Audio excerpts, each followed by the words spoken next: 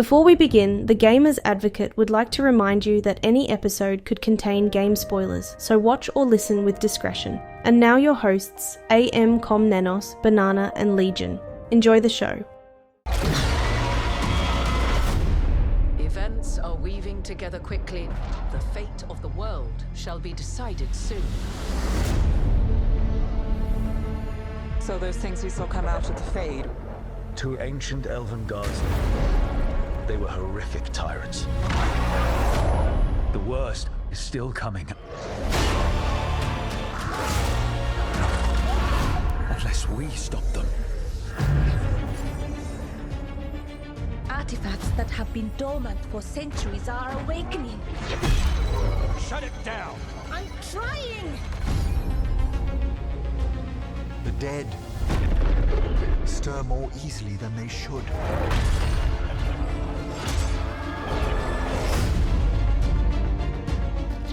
There! It's been feeding on the blight!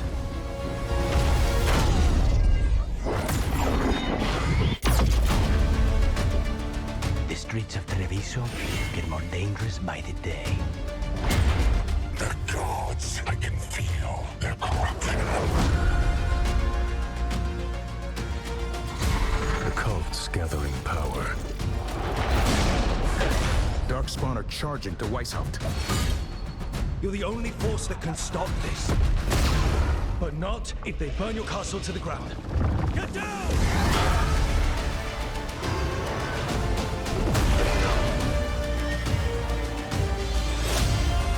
It will not be easy. But you are this world's only hope.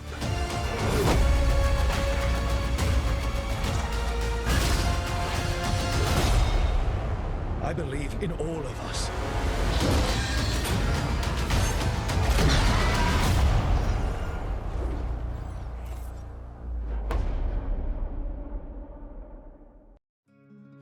Before we do, because otherwise I'm going to say something. Hold that thought. Fuck you.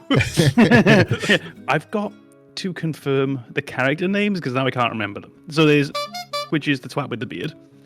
There's the annoying teenager. What's her fucking name? The bell jumper?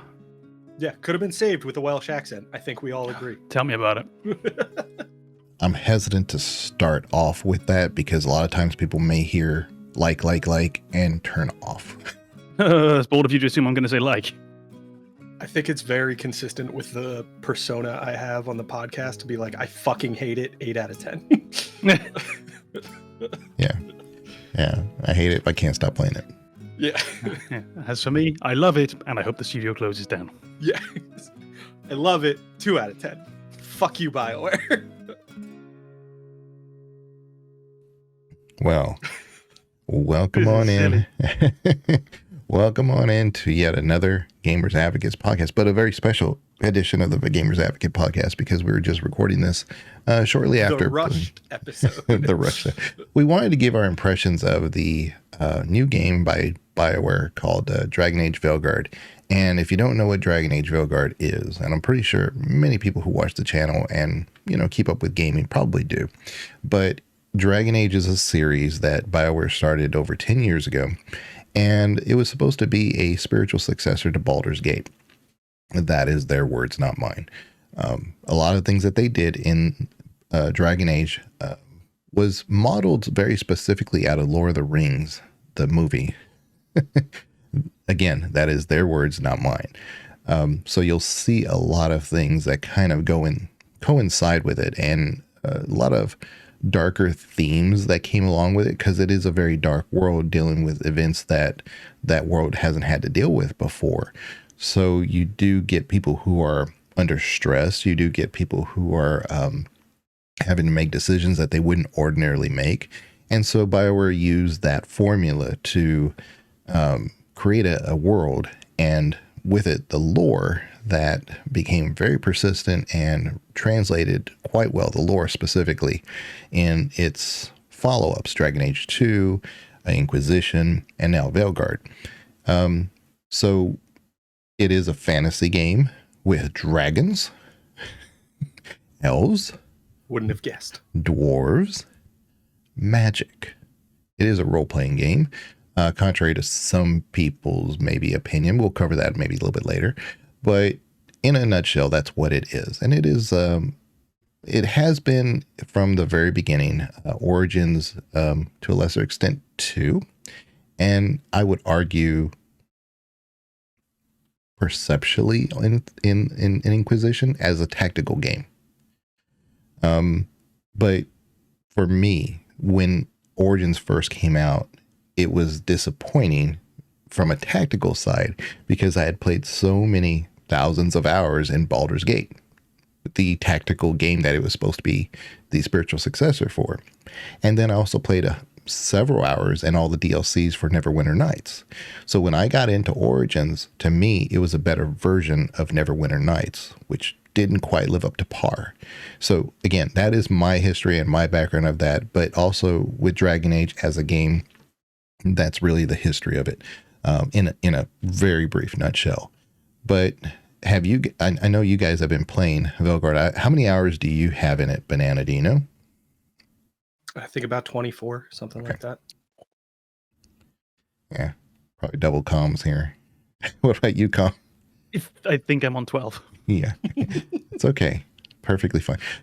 Everybody's busy. And that 12 is a lot compared to the average person who has left very heated remarks about it. So, and that's okay. Well, you know, I think for reference, we should probably point out as well that we're recording this on the Sunday immediately after the game's release. So it's only been out for about 3 days. Mm-hmm. And Com's one of those people who sleeps. So yeah. I think it's fair to say that you haven't spent the last 72 hours. Yeah. You've been very reasonable. Ignoring the game. Gameplay hours doesn't always translate to, you know, knowing a game well or something. Like, for instance, me, I don't know anything at all. No, in this case, it will. Yeah.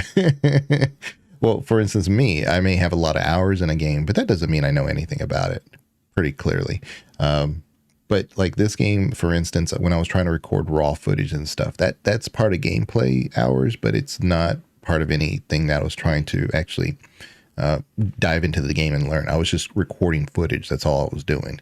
So I get it. You know, not gameplay hours don't always translate, but it is a good little measuring stick. I think I have 45 hours so far in Veilguard. I've dived in and out. I do what I do. I have a conversation, I reload, I see the conversation, I reload, I try a different conversation, I reload. It takes me forever because a game that's an RPG, and this is an RPG. I've heard that it's not. I think that's just a slam. I think it's just a way of saying it is not a real game. I don't think that's fair. Which letter do you have a problem? Role-playing game. Right. I mean, there's a lot of like, if you want to get into like CRPGs, it's a computer RPG. If you want to get into a, you know, various subgenres of really what that means, that's fair.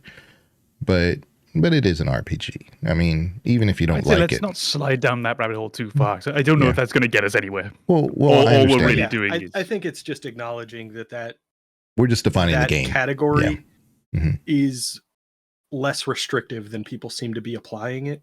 Yeah. I would question at what point it even matters. Not just with us in a discussion, but as a rule, it's such a vague term. So many games fit under the broad RPG umbrella that I feel it's almost unhelpful. Well, I'm trying to like make sure that anybody who hasn't played it and, you know, maybe is just like there were new players to Inquisition. They're like, what is Dragon Age? I'm just trying to like lay down the foundation of what the game is and maybe what it definitely is not. But yeah, I mean, it's an RPG very basically, but Banana, can you give me your first impression of the game so far? Sure. Overwhelmingly, my biggest kind of the aspect of the game that kind of stood out most for me relative to the rest of the Dragon Age series is the combat. The combat is very different from any previous Dragon Age game. They've introduced that kind of combo mechanic, which was familiar from Mass Effect 2 and 3. And I think that kind of changed the way that combat works in this.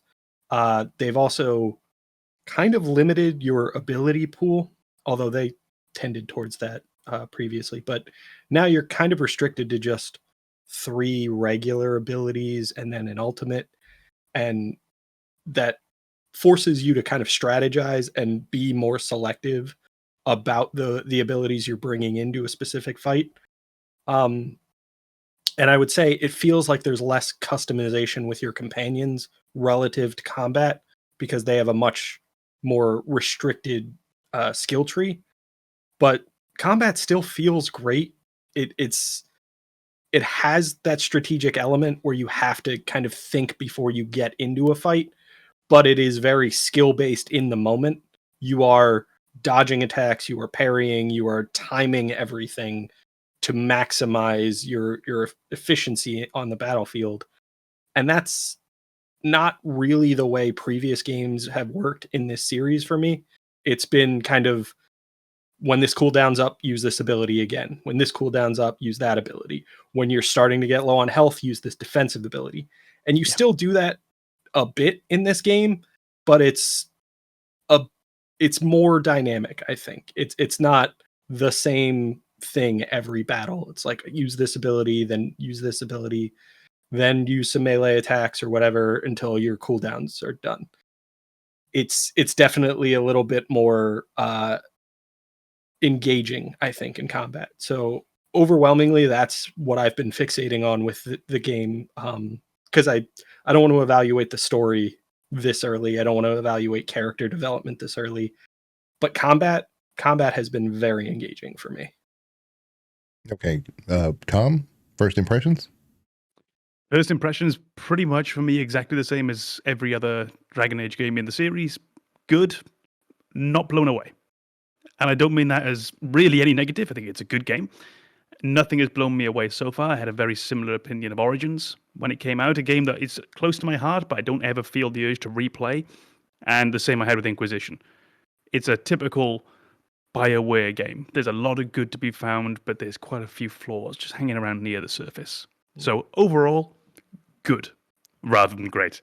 And just to piggyback on what Banana said, the thing that I have really enjoyed so far has been the combat, which I think is very well done. It's a bit shallow, sure, but I don't get the impression it's meant to not be shallow, so I'm okay with that. They've tried to create a game where the combat is reasonably quick. They try to create a game where the combat has a bit of weight and a bit of heft to it. And if that's their objective, it certainly feels to me like they've succeeded. And and to add to that, though, I don't enjoy the role of the companions in combat. It does feel very, very shallow. Something we talked about yesterday was their inability to take damage, their inability to die, the way that when you use an ability with them, you don't have to consider their position on the battlefield. They will simply morph into the right place to use it. And adding on to that, how little aggro they take, which has made starting off as a mage quite rough. Mm-hmm. So that has been a rough intro to the game, rough in the sense of difficult, but it was fun the whole time. I never had a fight where I thought, I really don't like this, I'm really not enjoying it.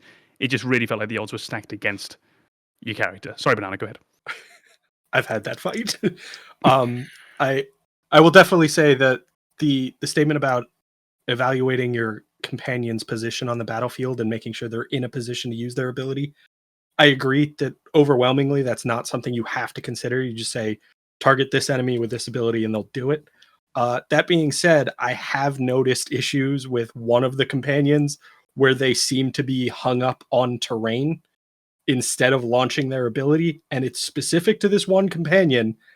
I don't want to get into spoilers and reveal who it is, but I have noticed at times where like I'll give them an ability and I'll just see them sort of glitch back and forth in their current position. And then the command disappears, meaning that they're no longer trying to execute that ability. And then I'll just try it a couple of seconds later and it'll work.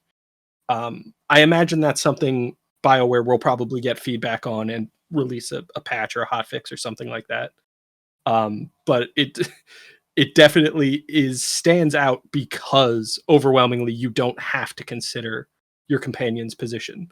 So when you are used to just saying, use this ability wherever the hell you are, and then the character runs into an obstacle, you're like, this is really upsetting. Yeah. You're not supposed to do that. See, I haven't been paying full attention to the other characters on the battlefield sometimes because I kind of think like, well, activate that move, set off the combo. Yeah. I've noticed a few times the combo hasn't gone off. maybe that's happening. Triggering the combo timing is also different because certain abilities will land before others. So you won't get the primer before the detonator. Yes. And you'll end up backwards and then nothing happens. Which I don't feel is well communicated in the menus. It's definitely not, because you're encouraged to pick them at the same time. Yeah. And it's I think it doesn't work all the time. I think I might have a reason why that happens, but again, that's going to go into a whole like technical side, because I've seen certain things happen with your main character that are supposed to be like finishing moves that don't happen because you're near a wall or something. So I think maybe very similarly, collision detection in this game has been a little interesting. The number of times I've run across a bridge and fallen through in the middle and then climbed back onto it. You take the good with the bad, because here's the thing is like you have certain moments, and you'll run into a lot of these. You're walking along the edge of a building. You're walking across a beam and it's sticky.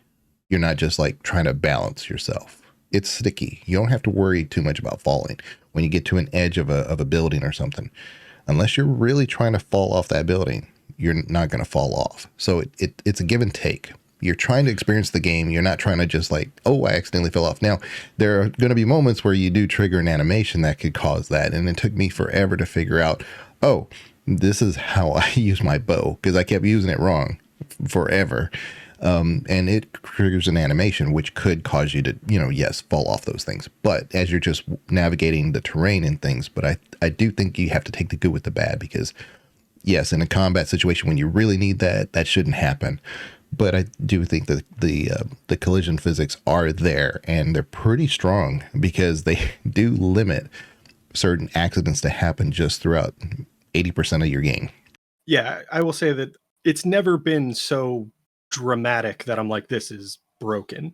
It's always just been like that's a little bit of an inconvenience.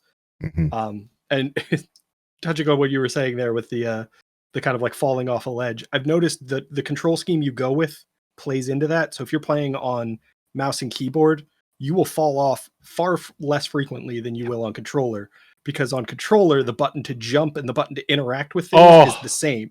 So if I run over to a ledge to kick a ladder down to open up a shortcut for myself, I might just launch off that ledge and then not have the shortcut to get back up. Yeah, for it's E in this game, which is it's E to interact and F to jump. Yeah. On controller, it's A for both. Or Yeah. whatever that button is on whatever controller. It's the Andromeda keyboard layout. And I was like, why do I know this when I shouldn't really know this? It's the Andromeda layout. And I didn't. Have you played Andromeda? Yeah, I once or twice. I have. We're not going down that road. Because I apparently don't know. First impressions of Andromeda. Because apparently I don't know what I'm talking about when it comes to Bioware games. You have to play them. I've been saying that for years. Yeah, you have to play them to know them. But here's the thing. I think with combat, for me, you have to evaluate, is it fun? If it's not fun, that's fine. Walk away. But I've seen a lot of things like saying, oh, it's very basic. It's not tactical at all. I've played a lot of tactical games. Com is the tactical expert of the group of us, I think. And and I would say I don't think Dragon Age ever brought tactics, unless we're talking about Origins, to their combat system as the main focus. And to me, Origins is barely a tactical game. You have to unlock quite a bit. It's called the advanced tactics thing, where like if this happens, then you do this. If this happens, you do that. Most people don't ever enter that menu. Most people don't unlock that talent tree to even really see how that works. You don't need to in Origins. It doesn't require it. In Baldur's Gate, you better be looking at your talents. You better be looking at those things that you do. In Baldur's Gate, if you do not actually tell your party members to do something, they will not do it. In Dragon Age Origins, I mean, they do things on their own. So I can't sit there and say that it's that this game is not nearly as tactical as Origins. Well, I would say Origins is not nearly as tactical as their iterations from the past, as what they're supposed to be the spiritual successor for. So I'm not defending Dragon Age. I'm just saying you have to kind of keep things in perspective. So I've played games with a narrow window for parry dodge. I love Wukong. I don't like Dark Souls. But my point here is that there is a small system in here, and this game is not meant to be Dark Souls. This game is not meant to be that hard of a combat system, but it does have those mechanics in it. So if you want to kind of like play around with the real-time system, you can do that. But this is what I haven't seen anybody talk about, and maybe I'm just inundated with opinions about the game rather than analysis of the games. But one thing I noticed is that in that menu where you allow your companions to do things, that is a real-time with pause combat system. And I haven't seen that anywhere in the last 15 years because things are still happening. You may select the option to do the special move or the ultimate move or whatever you want to do. But if you have 3 darkspawn coming at you, or if there's bolts coming at you from as missiles from mages or from a marksman or whatever, they're going to hit you and you're not going to be able to get your shot off, your ability off. It's real time with pause. And it's really interesting. This system exists in Final Fantasy Remake as well. Oh. It's not very similar. There definitely are differences, not least the way that you are able to assign actions and what powers characters can use. But broad strokes, it's a very, very similar system. Yeah, I haven't played that. So there you go. Yeah. I think this is kind of a trend that I've noticed in RPGs universally that is a little disappointing to me. And it is that this concept that dynamic combat is just inherently better. I disagree. I think it's not inherently better. It might be more universally appreciated. It definitely plays to that market of players who want to be good at their games. Whereas, Com and I have played a lot of turn-based games over the years. I'm most familiar with that, and that's what suits me because it's strategic, it's tactical.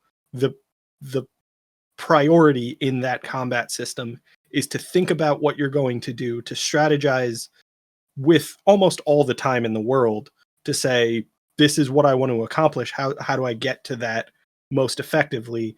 Whereas most modern RPGs seem to be relying on the reaction time and the combo systems and the mechanical skill to do combat. And I get that there's an audience for that, and I get that there's appeal to that, but I don't like the idea that one is just inherently better than the other. And I feel like the gaming community has kind of leaned into the idea that turn-based combat is a flaw, and it's not. It's a decision.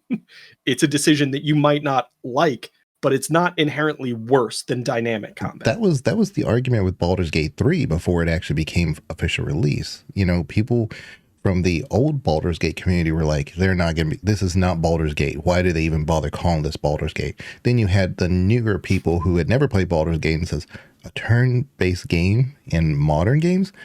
It met with so much opinions about what this game should be before the game even came out officially, that when it actually received a lot of acclamation or a lot of applause from a lot of different fans from different sources and saying, I really like playing this game. There's an element here, which is a lot of it was tactical that they thought was fresh.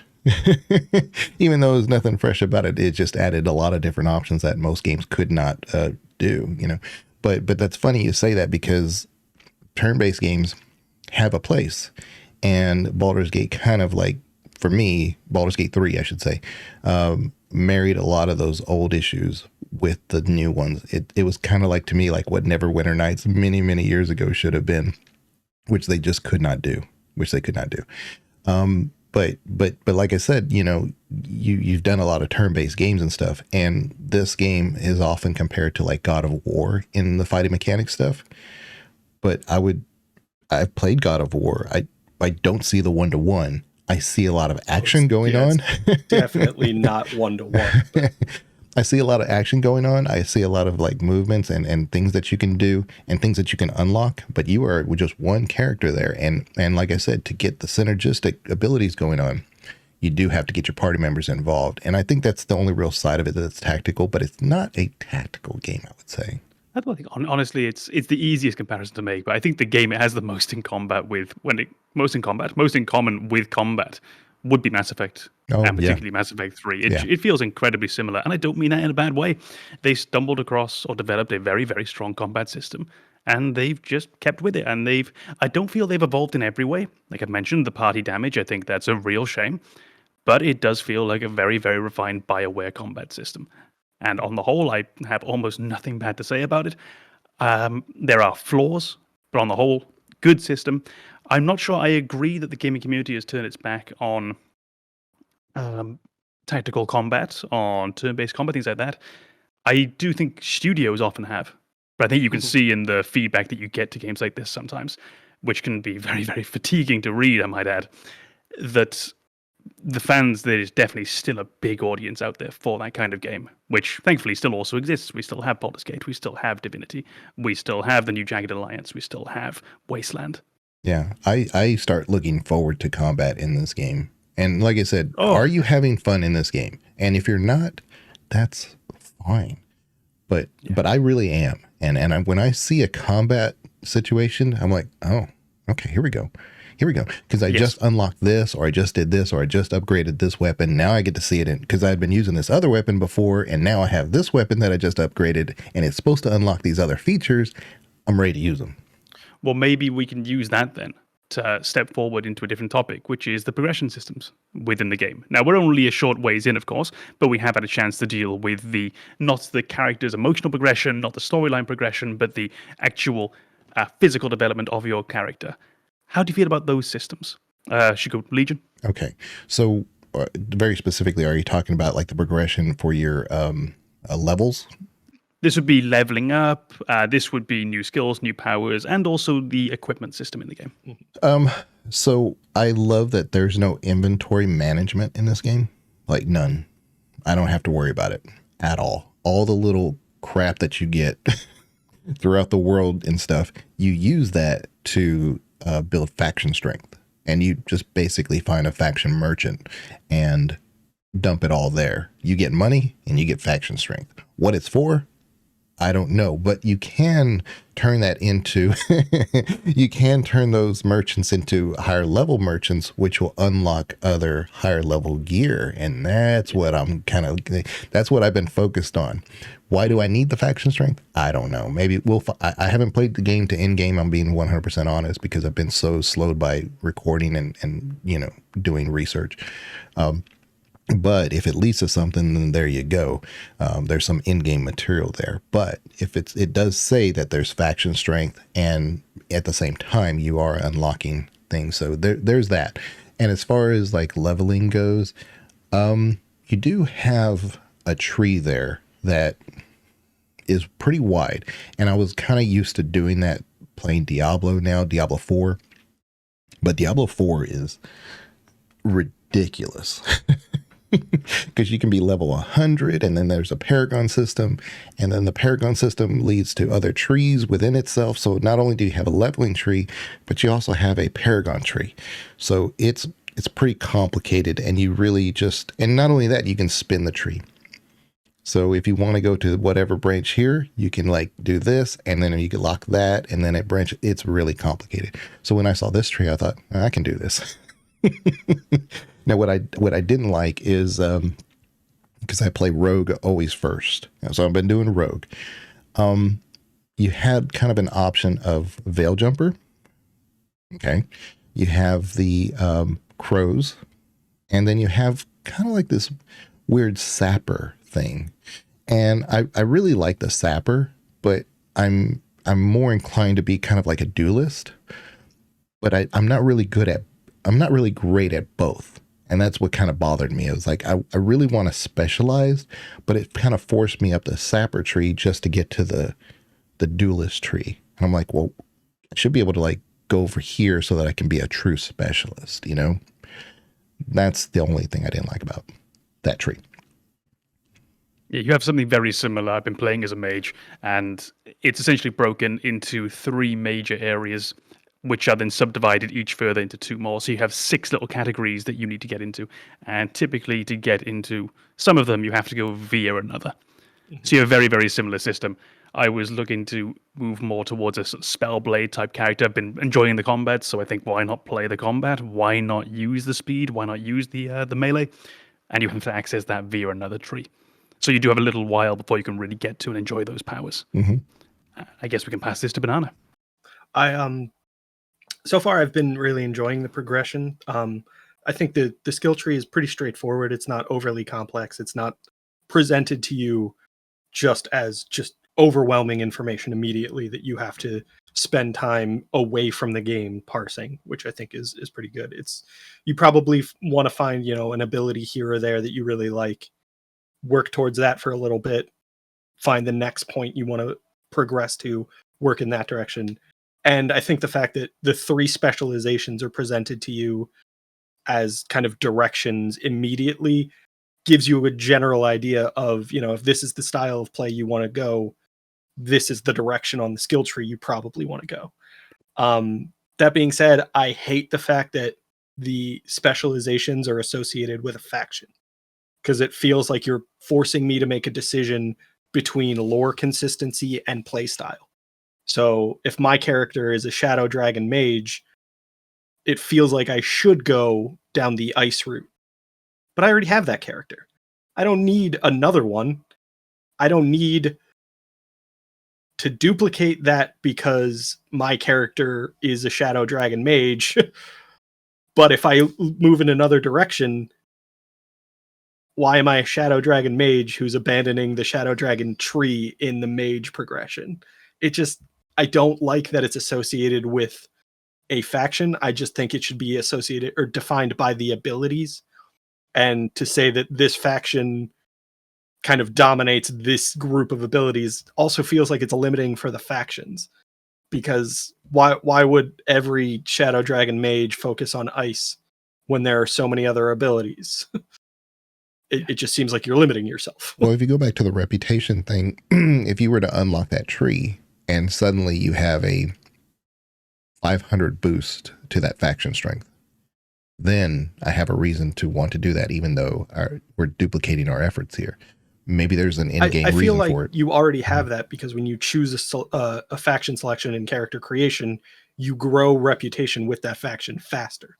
Okay. There's a bonus already there. Okay. So to duplicate that bonus in specialization feels unnecessary, and it also feels like it adds a drawback to a decision that shouldn't have a drawback. Like, I already have to do specialization in the context of foregoing abilities down another tree. I don't want to forego a faction strength boost by choosing a specialization as well. I'm glad you said that, because I didn't know that, because I've been playing Grey Warden. I'm going to be playing Grey Warden 3 times before I go into any other class, and there is no rogue tree for Grey Warden. Mm-hmm. So I didn't know that. Glad I asked. And that's the other thing. If you choose a character whose faction doesn't have a specialization for your class, it feels like you've done something wrong. I was just thinking, does the mage one have specifically a Grey Warden section? I know there's the Crow section, Mornwatch, Crows, and Shadow Dragons. Right, yeah. Right. But what I also appreciate is that from a lore standpoint, Grey Wardens can come from anywhere and at any time. I love the Grey Wardens. I think they are immensely important class. That what's forgotten a lot of times is that the Grey Wardens in Origins were a very minimalized group. There's only 2 of you in all of Ferelden. That's it. So you're basically almost extinct. And we do know that there are other Grey Wardens, but Alistair doesn't even really know where they are or how to contact them. He says this. And then in Dragon Age 2, we don't really meet many Grey Wardens. They become somebody we know about, but at the end of the day, they're not really vitally important. But I'm glad they make a emergence Origins and Dragon Age 2. In Inquisition, the lore for Grey Wardens is really interesting because it shows how they are more of a militaristic type organization, more so than Duncan made us believe in Origins. And there's a hierarchy there, and it actually has its consequences because the hierarchy takes control, almost goes rogue, and ends up hurting our Inquisition inadvertently, or really they're just trying to promote their own agenda at the end of the day. When I've seen examples of the Grey Wardens portrayed in this game, it's often like, oh, well, these guys are, this is not who I thought they were to be. Who do you think they are? I mean, they have actually transitioned as far as our perception of them from game to game. So it's not really a retcon. I think I've seen it as retcon before, but I've been looking very, very closely. I have not seen them as a retcon. But again, I find them as a very, very important and interesting class, and that's why I played them first. But did you guys go into the game wanting to play a specific class because of any particular reason? Yeah, I chose the Grey Wardens, but for a much simpler reason. To me, they're almost synonymous with the name Dragon Age. It's the class that I think of as being special and unique from this.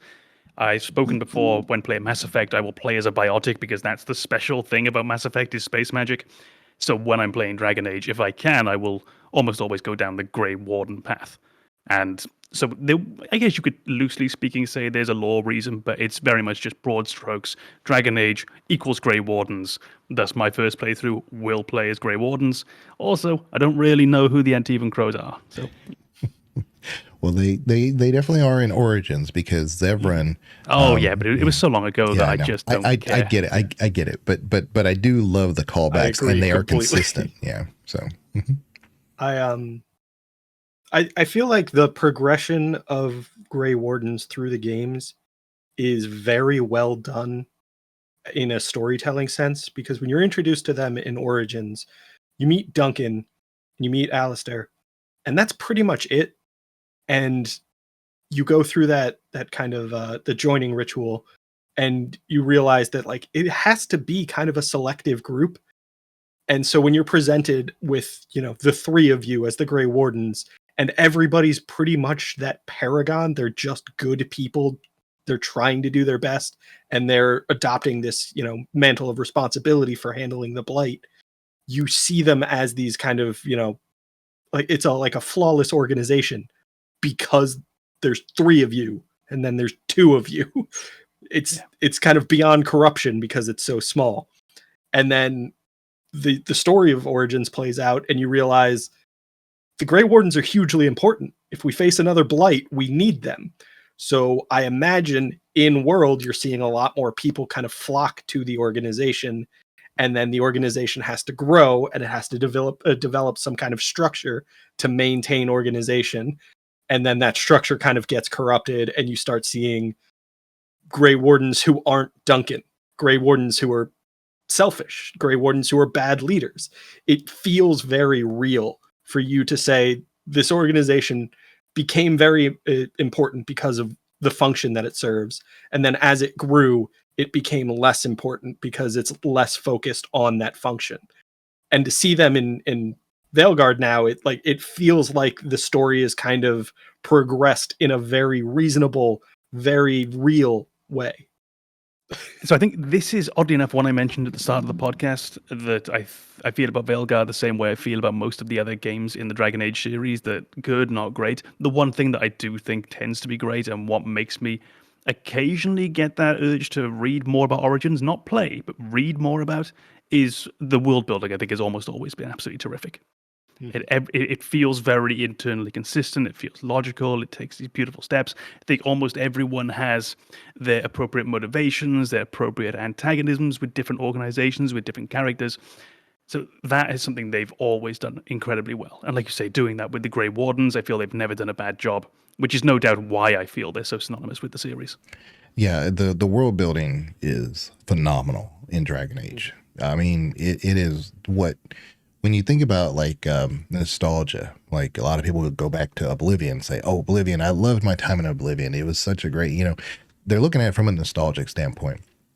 But there's not, I mean, it also has a lot of world building that's there. Like we've talked about before, the lore is not, you know, over the top. It doesn't hit you with everything, but it's there if you choose to find it. And this is in Northern Thedas. So if you're looking at like, you know, why does it look so different if you don't know? Dragon Age Origins, Dragon Age 2, and Dragon Age Inquisition, for the most part, is in Southern Thedas. I say the most part because sometimes you're in Orlais, which is kind of like to the western, southwestern side of Thedas. This is all northern. And so the climate is different, the atmosphere is different, the cultures are different. And I'm getting kind of nerdy here, but they're very close to those things. So a lot of nerdy on a gaming podcast? Bold move. Disgusting. Yeah. So there's a lot of dynamic stuff that's going on in this particular area that you have not seen at all, not even a little bit in the previous games. So, but what I love is that they kind of said, you know what, we're not gonna shy away from that. And we're going to actually embrace it and say, this is what this part of the world looks like. And I'll be honest with you, when I went into some places, they are easily my favorite parts of Dragon Age in the entire Dragon Age universe so far to this date. It's not the verticality, it's not the graphical fidelity or anything. There's just so much going on from the street side view to the rooftop view. It's different. And it seems like, oh, okay, this is just like Litterdom. It's very specific. You can actually, you know, go to the back alley. You can actually climb up a certain, a rooftop to go over a certain thing and then climb down and find like a certain treasure, whatever. And you come around the corner. Oh, there's a shop right there. But, you know, it was hidden behind, you know, a group of boxes or something. So maybe the shop owner was keeping them there. There's a lot of world building there that's very intentional that seems to really hold its strength the longer you play and the more you try to look for those things. If you want to just say, hey, look, it just looks pretty and then we move on.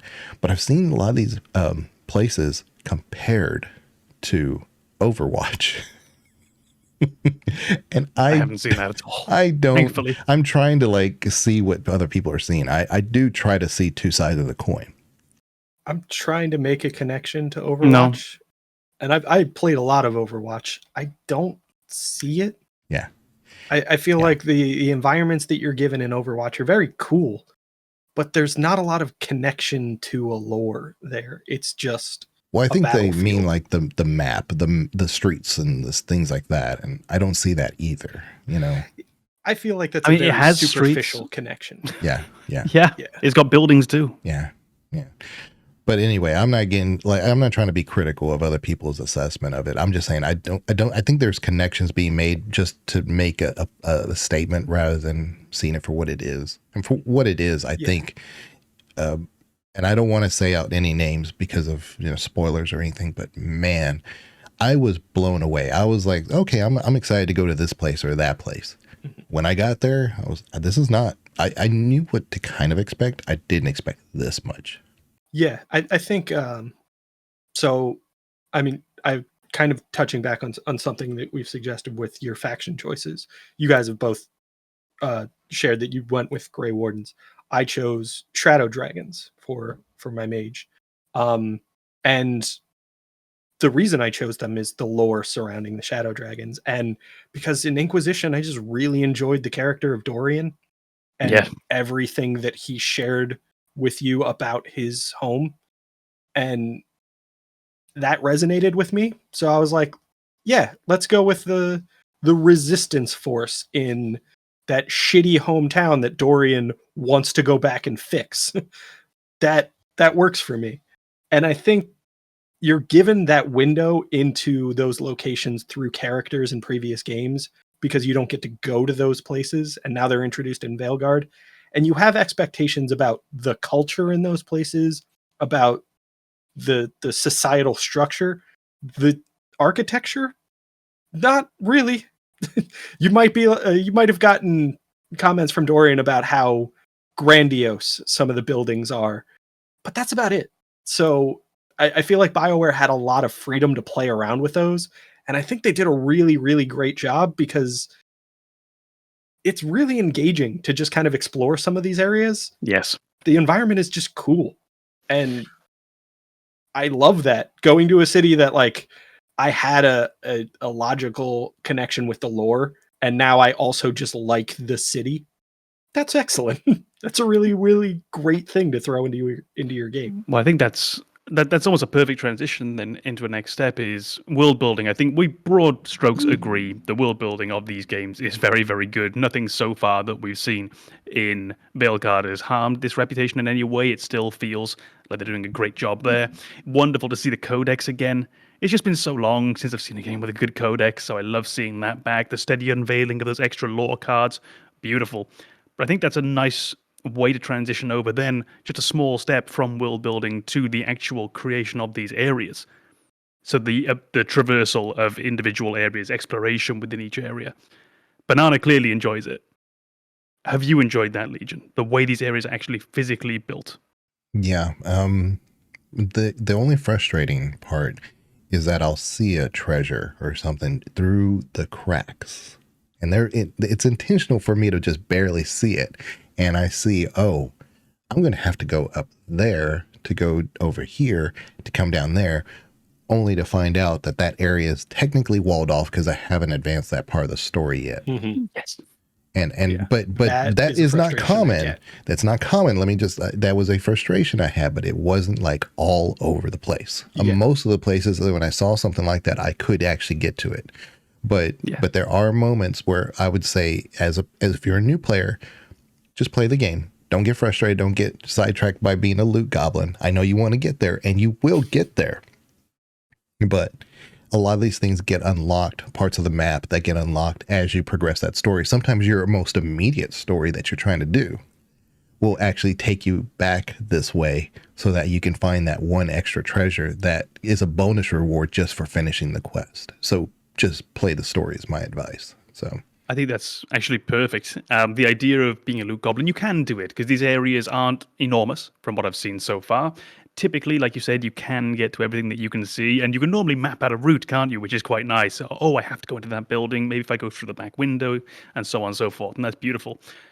But I think that's the perfect point, is playing the story and playing these side quests and grouping side quests into level design as a whole. I've really enjoyed the side quests so far. The vastly different feel, and it's a typical criticism of Inquisition, but that hinterlands area, which I found myself stuck in for a while in my old tradition of must do all side quests. And I didn't realize how much I was harming my enjoyment of that game by sticking in the damn hinterlands. It was only upon leaving there and then realizing, oh, actually, no, I don't need to go back. I don't need to do everything because it's not going to bring me anything new. It's just fetch quests. Not exclusively, but you know what I mean. I feel as though every side quest that I've played so far in this game has a story attached to it. It has character attached to it. It serves a purpose outside of just giving you something to do. And every single one so far that I can think of has given me, if not access to a new area, but often it has. It's given me a new way to approach an area. It's given me a new perspective on where I am. So that would be my recommendation too. Yeah, don't worry too much about going and exploring of your own free will, although you can. Play the side quests, and they're going to take you through those areas, and they're going to show you them almost in the way they intended, I would imagine, which is going to make this a more linear game. But I think its strengths lie in the linearity. Yeah, it's not as linear as I thought it would be. No. So you can choose to make it a linear experience by playing side quest to side quest to side quest to main quest. Okay, I see what you're saying. Yeah, but it is not a linear, not nearly as much as I thought it was going to be, because what are my experiences? Dragon Age Origins, Dragon Age 2, Dragon Age Inquisition. Extremely linear games. Inquisition had an open world map, but like you said, in the hinterlands, it's a lot of fetch quests. That's not really an open world at that point. It's 75, I would say 75% of your quests are go get 10 of these, go talk to so-and-so. They are essentially fetch quests. Because when you get there, he says, oh, I need 10 herbs or something. So it was like a fetch quest with an extension to it. But it was an open world, but it was almost too open, and that was kind of its problem. And I think what they said is that we understand that this is an RPG with some linear mechanics attached to the story. So let's not make it so boxed in like Origins. I love Origins. I love it to death. I love the quest system in Origins. I love the lore in Origins. I still think it's enough. When I trash Bioware games, like I said, Mass Effect, you would swear I hate Mass Effect, like it's the worst game in the world, just because I love it so much that I'm very critical of it. But similarly with Origins, it is a very myopic story linear game. Doesn't matter what your background is. You could be city elf, Dalish elf, you could be a dwarven noble, you could be a human noble, you could whatever you want to be. Guess what? At the end of the day, you're gonna get picked by Duncan. you're gonna go to Ostagar. You're gonna meet the king. He's gonna have a certain kind of conversation with you. And guess what happens to the king later on? You get to meet Loghain. You get to be kind of like you don't get to even be a jerk to Loghain. You just get to say, hey, look, I'm here. And he's like, okay, so what? You have that banter, and then Ostagar happens, and then you go to the next town. And then after that, you go to, it finally opens up after that because you were sent off after Flemeth. But my point here is that it's, you do this, you do that, you do this, you do that. You can't get to that open world until you've crossed 8 different things off your checkoff box list. This one doesn't do that. You're almost kind of doing a few things, and then you're at this one central area where you can go here, you can go there. Because you guys, I know for a fact, we're talking about certain companions that I had not encountered yet. Believe it or not, even though y'all have less playtime than me, I was like, I have not run into that person yet. And so I know that there is a branching way, and that's just me, like I said, playing a game, doing a certain set of options, loading, coming back. But at some point, I have to pick a direction. You guys apparently found those other directions. So I don't know if that's actually true as much as that is a technical issue in the game, because I went back and did a kind of alternate playthrough yesterday, a little bit, just a few hours. Cool. To get familiarity with the warrior class, because none of us had played it yet. And in the opening sequences, getting to the lighthouse, I had raised my bond with a character I hadn't met yet. And up to that point, you are locked in the characters you can interact with. This wasn't somebody I had chosen not to interact with. This is somebody who I will not meet until later in the game. And I had improved my bond with them somehow. So, like, I think that's a technical issue. I don't think we've actually met the characters you're talking about. No, you did. I think we've just somehow equipped them with items or improved our relationship with them before meeting them. You in fact did, because you were describing somebody that I knew about, but I actually I had not had them in my party yet. I'm like, So there is a different way to meet your companions early on versus, so that are somewhat structured, that are outside of my, just the game is saying, you got to go this way, you got to go that way. I mean, all I know that I did was I just followed the 2 or 3 main quest bubbles that it gave me. I just played them. Yep. But it happened. I know it did. So, but like I said, I mean, unlike Origins and Dragon Age 2, especially Dragon Age, Inquisition, those are very linear games. I don't care how open you say Inquisition is. I have probably almost 2,000 hours in Inquisition, but it's a linear game at the end of the day. You have to do a certain amount of things before you unlock the chapter. And then when the chapter's over, you go to the next chapter. And yes, you can go back and do those things. But I mean, even Origins did that. Dragon Age 2 did not let you do that. Once you're done with a chapter, certain things got cut off. It was kind of like Mass Effect. You couldn't just go back and, talk to this group or that group, because the scene changed in that area. I think briefly said, I mean, almost all Bioware games that I've played, certainly in their modern iterations, and modern meaning essentially post-Baldur's Gate 2, are pretty damn linear. And it's fine. That's a lot of where their strength in storytelling comes from. Mass Effect games, they are linear games. Mass Effect 2 and 3 in particular, you don't really have much of a choice. You can take a branching path in the sense that you can choose what order you do things in. Yeah. But that's about it. You're going to do the same thing as you're going to have the same results. Yeah. And not everything can be a Skyrim with an open world system that makes sense, because you're sacrificing story at the end of the day. But yeah, and it's not that you can't have a great story with an open world, but I do feel it makes it a lot more difficult, and it's less conducive to good storytelling. Yeah. Sorry about that, Banana. What were you saying? Oh, no. Yeah, sorry. I think that's, and I'm probably going to get into kind of a semantics discussion at this point, but I think that's something I have an issue with when people say your options are open world or linear. Those are not opposite ends of a spectrum. No. Your options are open world or extremely confined, and linear is kind of just how storytelling works. Yeah. You're almost working on these story-based games the same way you would on a skill tree, to say that I want to go to this endpoint. The exact path I take there isn't entirely defined, but I have a start point and I have an end point. So I will probably touch every point in between them. And that's how, in my experience, a lot of the storytelling in Bioware games goes, is you don't necessarily have to take the direct route between one point and the other, but your real choices are, am I going to take the circuitous route that leads me to a bunch of different other points before moving to the next one? Or am I going to just go straight through? And it's still linear in both situations. It's just how many additional points exist on that line.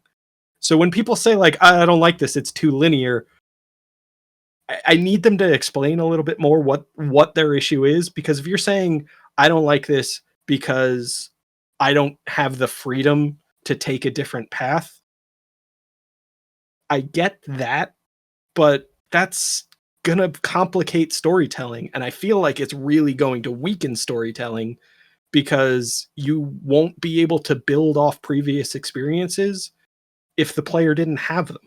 Yeah. So giving your players the freedom to completely skip steps or to ignore areas that you've built and then reach new story progression means that your story has to not care about those things.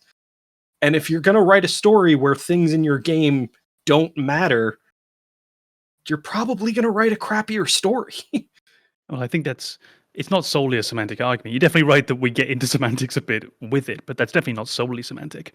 And if I can pull two games, one of which I'm just glad we can bring up, Final Fantasy VII is technically a very open game, but it's not. It's very linear. It's simply the palette that the game is presented to you on is very open. You have so many places that you could go, but ultimately there's not that much to do in each one, and you're led very straightly down a garden path inside of the illusion of openness.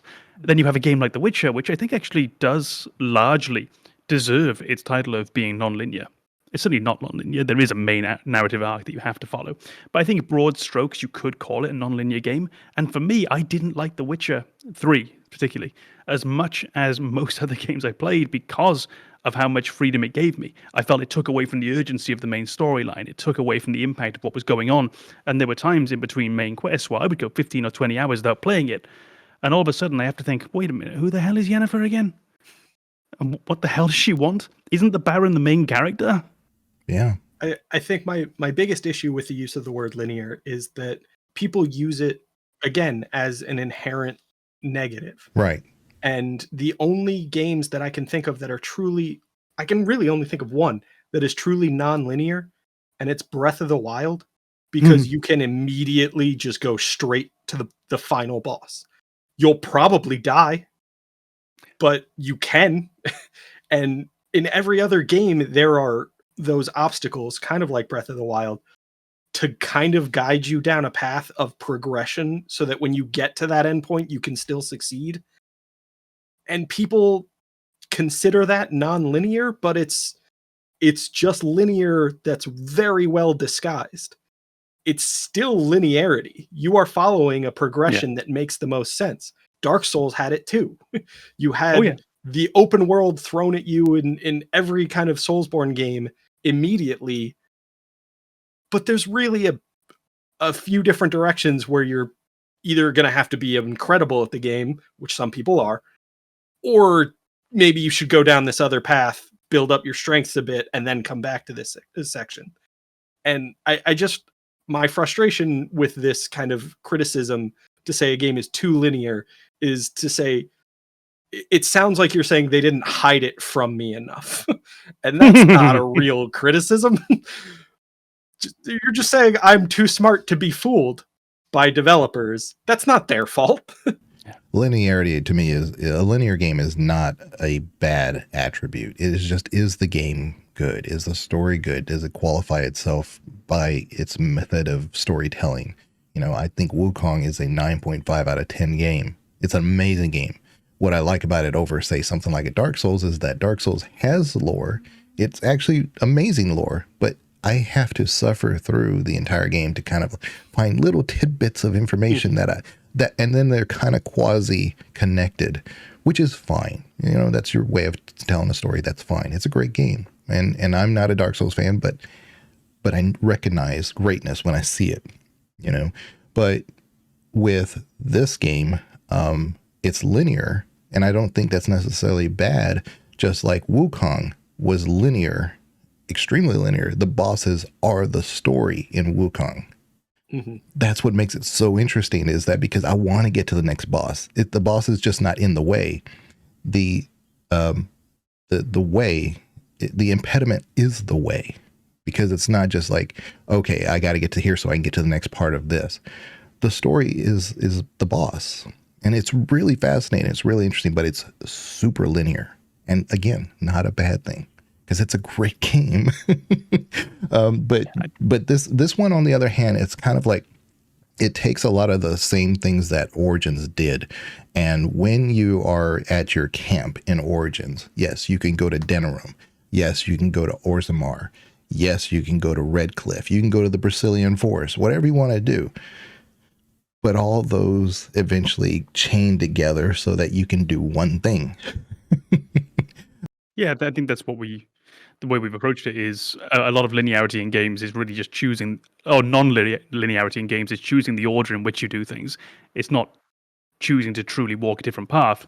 It's just, are you going to skip down the path? Are you going to jog down the path? Or are you going to walk down the path? And at any time, even though you're locked in a quest, you can choose to say, you know what, I don't want to do this one anymore. I want to go do this other quest instead. You can do that. Yeah. Which I found amazing. You can't do that in Mass Effect. No, you're locked in. You're locked in. Yeah. I wonder how much of that is simply the evolution of time, where now we expect more quality of life improvements in video games. I would imagine if Mass Effect came out today, not least it's the same developer, but if Mass Effect came out today, we'd see a very similar feature. We'd see the ability to just back out of a mission that you joined. Which I wouldn't hate. No, I'd be all for it. Quality of life improvements on the whole. The name, I think, genuinely fits the bill. Yeah. And why not shove them in the same way? Against that. Yeah. In the same way that I think more accessibility options is pretty much always a better thing. Although Veilguard do better with your colorblind option. It's the only one I qualified to speak on. It's still not good. You are still making me rely upon color in combat. The best way to avoid problems for the colorblind is don't make color an essential part of the game in the first place. So if is this bar red or green? Fuck, I don't know. Also, it's not that clear it's not that clear a distinction made when you do switch to colorblind mode. It doesn't make as big a difference as you would think, because there's quite a range of common color blindnesses. That's the only problem I can speak to directly. Okay. But that is a problem. Because there were different options of different types of color blindness. And so I'm assuming you went through all of them, right? Yeah, I went for the two that would potentially be appropriate for me, because I don't have a problem with. I believe each of those is kind of a common form that colorblind takes. So you'd probably choose the ones that suit your version of colorblind. Exactly. That's good to know. Yeah. That's good to know. And I think it's interesting because I think one of the very common forms that colorblindness takes is an issue surrounding the kind of yellow to red spectrums and everything in between kind of being very ambiguous. So for me in combat, I'm thinking of moments where, an incoming attack gives you that little beacon above your head. And if it's yellow, you can parry it. And if it's red, you have to get out of the way. That is the color spectrum that you shouldn't use. Exactly. Because that is where the people with colorblindness will struggle to differentiate between, is this an attack I can parry, or is this an attack that I have to dodge? And unless your colorblind system, your accessibility filter completely reimagines that to say that they're either two separate colors that you will have no difficulty differentiating, or gives you another way to identify those attacks that has nothing to do with color, Yes. then it's not really an accessibility filter. You have to give them a way to understand the information you're trying to communicate in a way that they can perceive. And that's the whole point of an accessibility feature. The thing that feels so snarky from my side, but it is how I feel, is it particularly annoys me because you could make it very simple. The problem is, as soon as you use color, like we say, you've made a problem here. You could now put another option on top of there, and this would be very, very ham-fisted, and I just thought of it. Don't do this. But you could have, for example, that if an attack is parryable, yes, it's yellow, that's fine. Also, make it in the shape of the letter P. And if it's not parryable, you can have it be red, but put an N on there. Okay, don't do that, but you get my point. Have another way to communicate this. I think the thing that bothers me particularly with Veilguard, and this is so unfair to Bioware, is they make an effort at the accessibility. The fact that they try, but don't get it right is almost more infuriating, than if they had just not bothered in the first place. Well, no, because there are games that, and I'm trying to I'm trying to pull it from the ether, but it's not coming to me. But I think like Power Wash, for instance, started off with a colorblind accessibility that wasn't very good, but it eventually got better. And that's my point, is that we're evaluating those types of things, but those are the type of things that can be improved. And it's by no means a deal breaker. It's not, this is awful, how dare they. This is do better, please, and you still can't. How dare you? Or the distinction that needs to be made is when you put an accessibility feature into your game and it doesn't actually fix the problem, then it's a very valid criticism.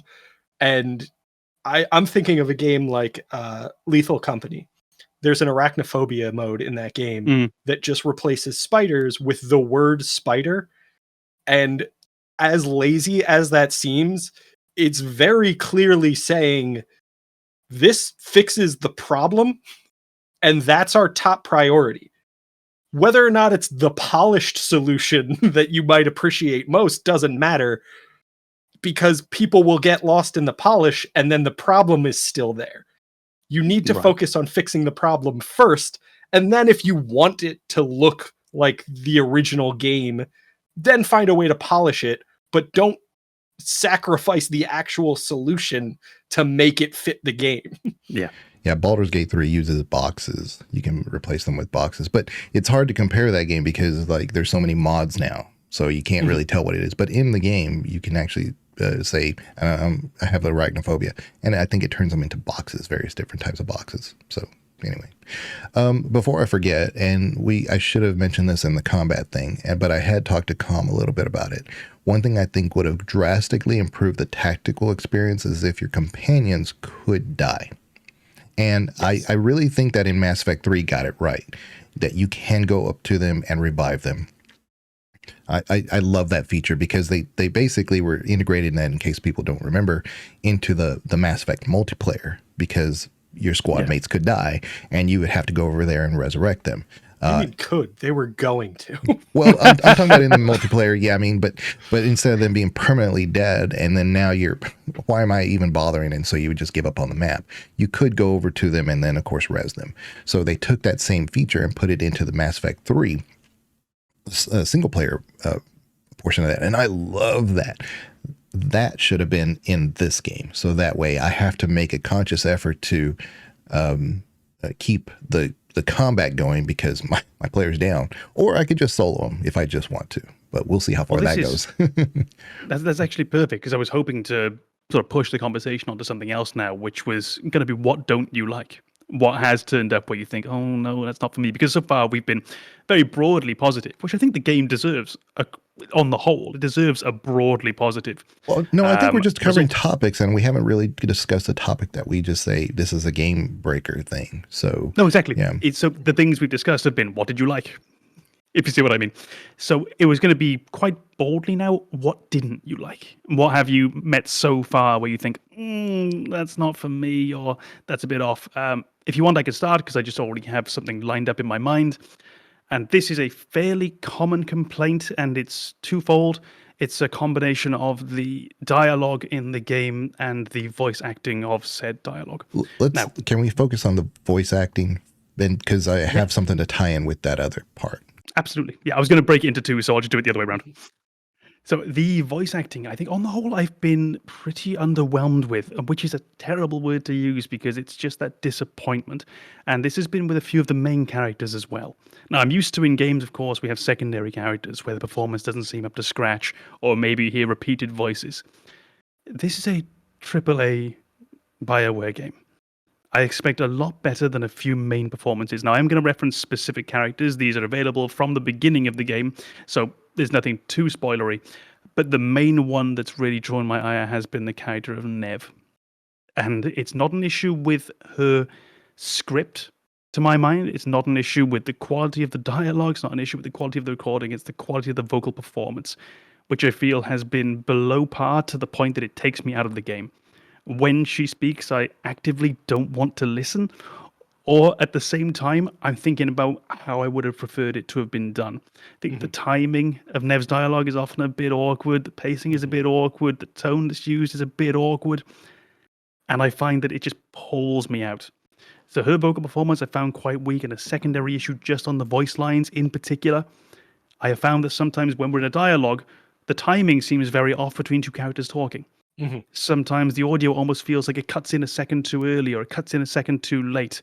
And there are these very, very harsh moments, and I don't know what's happened there. So it's not the line itself being delivered badly, it's the timing of the line being delivered by the code that feels very, very awkward and again pulls me out. And I'm going to use the term as well. It's a role-playing game. As soon as you pull me out, it's almost a kiss of death. Yeah, I think that's absolutely fair. And talking to Legion about this issue before we got into it, I mentioned that bad voice acting or bad voice performances, because I want to open it up to voice direction, editing, and the performance itself. They will break that immersion so incredibly quickly in a role-playing game. And that's what's happening in Veilguard for me with Nev's performance and another character that you meet later. There are those weird pauses that I feel is more editing than anything, where the line has been recorded and there's either injected silence or a silence that should have been removed that is still there, and it disrupts the conversation. I also just kind of feel like there are some times where a character's intonation as they deliver a line feels inconsistent with the way anyone would speak. And when that happens, it is so disruptive to that immersion to say that, like, why the hell did you say it like that? And I mean, maybe I'm just being too harsh on it, but there are definitely moments where I was just like, was that a question or what is happening here? Could a AAA game modern day do better? Absolutely. I agree with everything that you said. But in Origins, character doesn't talk. I mean, in Dragon Age 2, good luck trying to like synchronize some of the things that they're saying. I mean, you just have to kind of go with it. And in Inquisition, a lot of times they're done really well, but in many of them are more of the more dramatic scenes. So a lot of times you'll have like a scene where things are the camera's a little bit more further off. So you can't really, pinpoint the how they're talking with what they're saying. You can't really synchronize those things. The everyday type thing. So when you're talking to an NPC and stuff, go ahead. That's something that would never bother me. The lip syncing directly of a character, is their mouth making an O sound when the character makes an O sound? That for me has always been a very, very minor issue because typically it's not going to line up. There's you're a Final Fantasy fan. Exactly. This is it. Characters are speaking Japanese and the words are coming out in English. Exactly. So you just go into it expecting it not to happen. And good as I remember when Lord of the Rings came out in 2002, when we had Gollum really on screen for the first time, and the wonder that Gollum was really lip synced what he was saying rather than just kind of opening their mouth over and over, roughly in time with the sound. It's incredibly difficult. It's incredibly awkward. It's very, very time consuming. It's almost certainly on a large scale game going to have to involve AI involvement now to really have this be precise over the whole project. I would rather not personally give a shit about the lip syncing issue. My issue with the syncing was more when lines of dialogue almost seem to run over each other. So when one character is speaking and it almost clips off the end of their line because the next character's dialogue cuts in so quickly. But you know, and I'm going to forget to bring this up, but you mentioned things we don't like in those type of situations. One thing on the other side of it is the party banter. It was fixed. We didn't have these things in Inquisition and in other games that Bioware has done where you're actually having those, like Andromeda, for instance, you're having a good conversation in the Nomad and then it gets cut off because something happens. Well, something could happen in the environment that distracts you, or you talk to a merchant or something and your party's having a banter behind you. Well, then when you get done with what you're doing, they're like, oh yeah, where was I with that? I was impressed by that. It was a little thing. I was like, this is new. I thought I think we all agreed that was a great improvement, especially because that was one of our criticisms of Andromeda, is that there was solid party banter that got interrupted regularly in that game. I will say, as far as voice acting goes within this one, I know we're on the topic of things we don't like, and I have that. But in this case, the main character's voice acting, I think, is incredible. Yeah, I've had a great time. I think I'm very much enjoying, like I said, I've had a few different characters at this point to like just try and get a feel for what's going on. And I've had different voices in each of those, and they're all solid. I am very happy with the main character's voice acting. I think we could probably... Yeah, I think we could probably add, I was going to say, Varric onto that as well. The little of Varric I've heard so far has been absolutely stellar, but where's the surprise there? Yeah. But yeah, main character and Varric, outstanding. Solus, I thought, sounded very, very good. And the times I've seen him so far, the performance hasn't dropped off at all. I think the established characters work. Yeah. And it might be because the voice actors have a character to build off of. Maybe. Varric had character development, Solus had character development, and the main characters probably had a ton of direction. So they all had maybe more to work with to give their performance, whereas brand new characters that are just being introduced and are not the central figure of the story might have been kind of a lower priority. Oh, I remember how much I despised Alistair's voice acting in Dragon Age 1. I really did not like Alistair at all. And it's with time from hearing that again, somewhat with nostalgia, and then also, I think he's in Inquisition, right? Depending upon the route that you've taken. He's in Dragon Age 2. Mm-hmm. He's in 2. I was thinking when I've heard him later, I've been really glad to hear his voice come back and feeling there's a newfound confidence in there. And just on the same point, I don't think that all the new characters I met have been bad. It was very particularly, and Nev's not awful. It's not that the actor clearly didn't try. It's nothing like that. It's just really not what I've expected and occasionally pulls me out.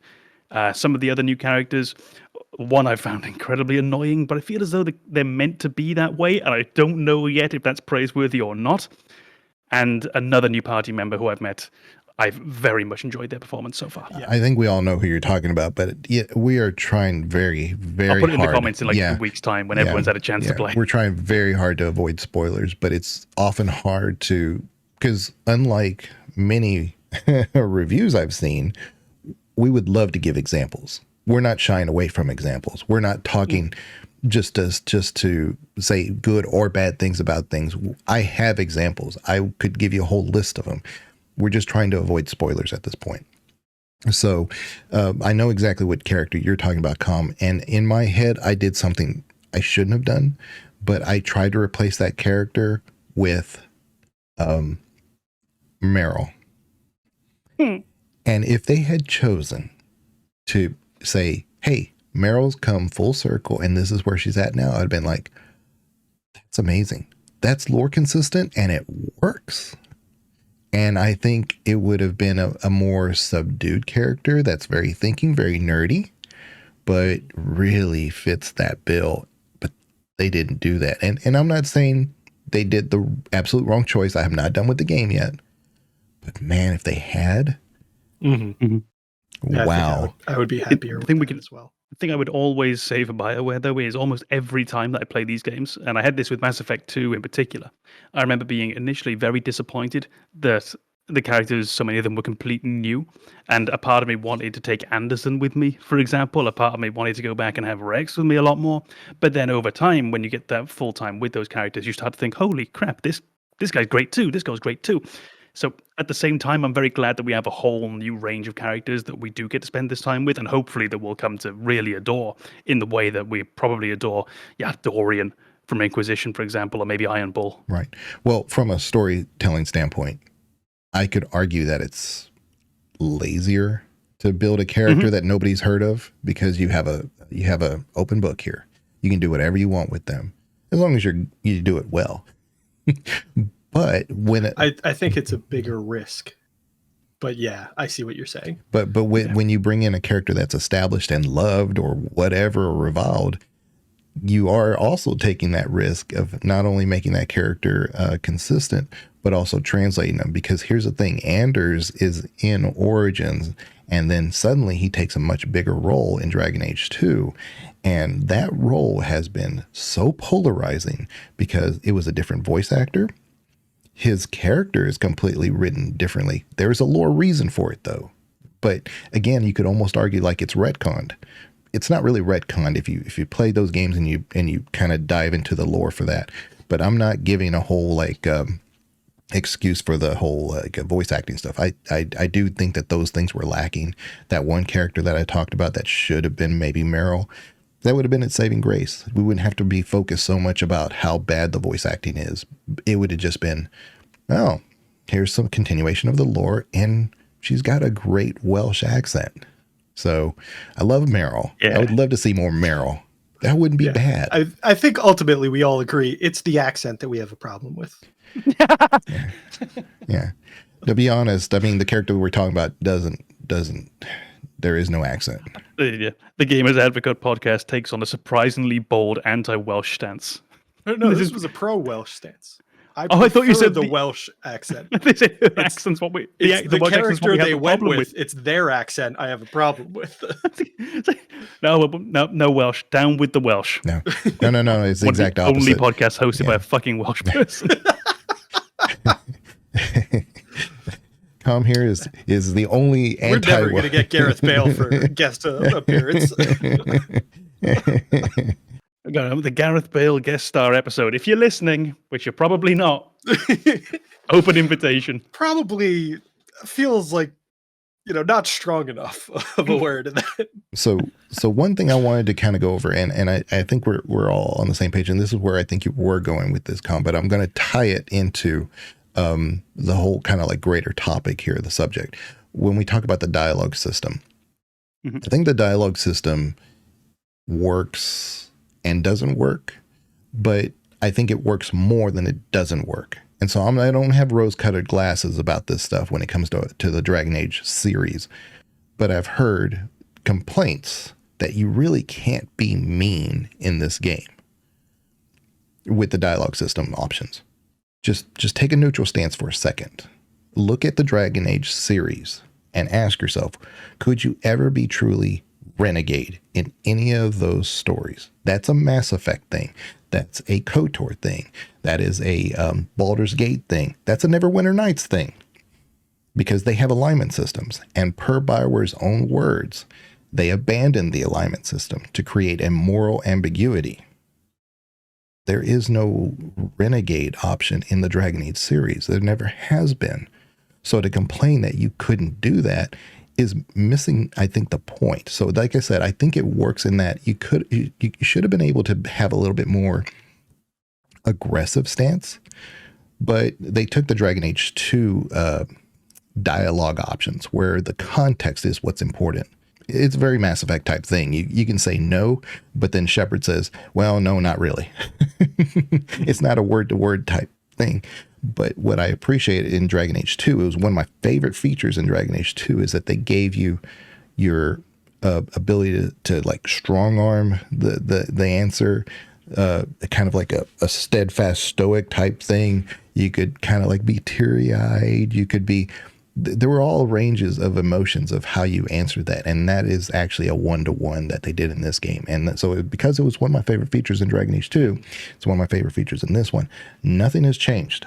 There's no like renegade path, because there never was a renegade path in any of these games. But what are your guys' opinions on that? I think the game does have problems. Nothing insurmountable, nothing terribly problematic, just somewhat problematic. I do think we look back on rose-tinted glasses very often, particularly towards games like Baldur's Gate. Now, I played Baldur's Gate 1 for the first time not that long ago. This was a couple of years back, 2 or 3 years. And I remember being struck by how sharp the distinction was between dialogue choices. I was told there's this vast array of dialogue options. And honestly, it never compared with Dragon Age Origins. I remember Dragon Age Origins having 4, 5, 6 choices of dialogue in certain areas, and in Baldur's Gate having 2. And it would often be very, very drastic. So, for example, someone would come up to you and offer you a quest, or they would ask your opinion, and you could respond either by saying, "Dear sir, I present you with my most sincere salutations as representative of yada yada yada," or option 2 was just "Not today, fuckface." It was really, really bold, and there was no subtlety to it. Baldur's Gate 2, I think, does a better job on that. Dragon Age Origins, I thought, offered you a lot of choice, and that was very, very good. And I do feel I would like to see more of that, because there is a lack of... What's a nice way of saying it? I feel there's a lack of choice and a lack of clarity occasionally in what my character is about to say and the way in which they're going to say it, which is not a problem specific to this game. I feel this is a problem that's been, well, with Bioware for quite a long time. I definitely feel like we had this in Mass Effect. I feel like we had this in Dragon Age Inquisition. Dragon Age Origins, that was one of the clearest, having the full text option of exactly what we were going to say. That was pretty useful. Also unwieldy. I don't know if I want to go back to that. I don't know if I want to go back to reading 6 damn lines of dialogue before choosing the one I actually say, and then having my character repeat it. And then I'll probably be annoyed because he didn't say it in the exact tone that I was going to say it with. I don't know how surmountable this problem actually is. And the other, on that note... On that note of the words not reflecting the script, I'd also like to say that's not a Bioware problem. The game that I most remember... Sorry, the words on screen not reflecting the script your character is going to say. I remember Fallout 4 being absolutely hammered for this when that game came out. And over time, we've been able to overlook it. But, yeah, briefly, I think it's not a great system. It does what it sets out to do. I just think they were a bit unambitious with what they set out to do. Yeah, I'll come to you, Banana, but I've said before, you cannot beat the mind's eye. And so when you're reading the dialogue in Origins, you're going to read it in your head the way you see it on there, and that's your interpretation of it. If you have a voice actor who's saying it for you, but they say it's slightly different or slightly off than yours, you're going to be upset. Well, Origins didn't give you that option. You basically are reading it, and that's how it goes. And so the tone is reflected based on, the NPC or the companion's response to what you said. But in Dragon Age 2, Inquisition, and this game, you're going to be limited based on how that is actually interpreted. But that is not any different than any Dragon Age before it, except for Origins. And again, I think that's why there's some it's not as dark as Origins. I don't think you're remembering it completely, because that was your interpretation of it. That's not necessarily how it was. There was no renegade option. But yes, I see what you're saying. It can definitely be improved. But I think it's better than what our options were in the past. So, and that's a hot take, because that apparently is very... that is not the common agreement on that side of things. So, yeah, but we're in the post-release date outrage. That'll die off in a couple of months. We remember, if you're old enough to remember, you remember the problems when Inquisition came out, how much we complained about that and how dumbed down it was. Dragon Age 2, when that came out, we had the same thing. Dragon Age Origins, when that came out, we complained that it wasn't enough like Baldur's Gate. It wasn't enough like KOTOR. This is nothing new. Give it a couple of months and we'll actually start to see some real opinions. Go ahead, Banana. Sorry. I think totally fine. I think the issues with the dialogue options are things that it almost seems like I should be more sensitive to, because I've struggled with communication my entire life. But it's actually gone in the opposite direction. It's that either my my cynicism or my experience has desensitized me to this issue to say that like misunderstandings are always going to happen. I don't know that this is a surmountable problem, but they have definitely gone in the right direction with these brief summaries of what the character is going to say and then a tone indicator. And I think that is about as good as you can do to give me an idea of what my character is going to say. And I can remember situations in Mass Effect where I'll read the text and I'll impose my thoughts onto what Shepard is going to say, and then the response is completely different. And I don't have a specific example in mind, but you think of Shepard kind of comforting somebody after, you know, something has gone wrong, and the text just says, "You did your best." And I'm expecting Shepard to say, "I can't ask you to do any more than you did. You gave it your all." And what he says was, "You gave it your all and you failed. You don't deserve to be here." Like, that is a thing that absolutely happens in Mass Effect. But now that you have that kind of tone indicator, it happens far less often. And I don't think I have that optimism in me to believe that you can ever eliminate the possibility. I'm just happy that you're moving in the right direction. Yeah.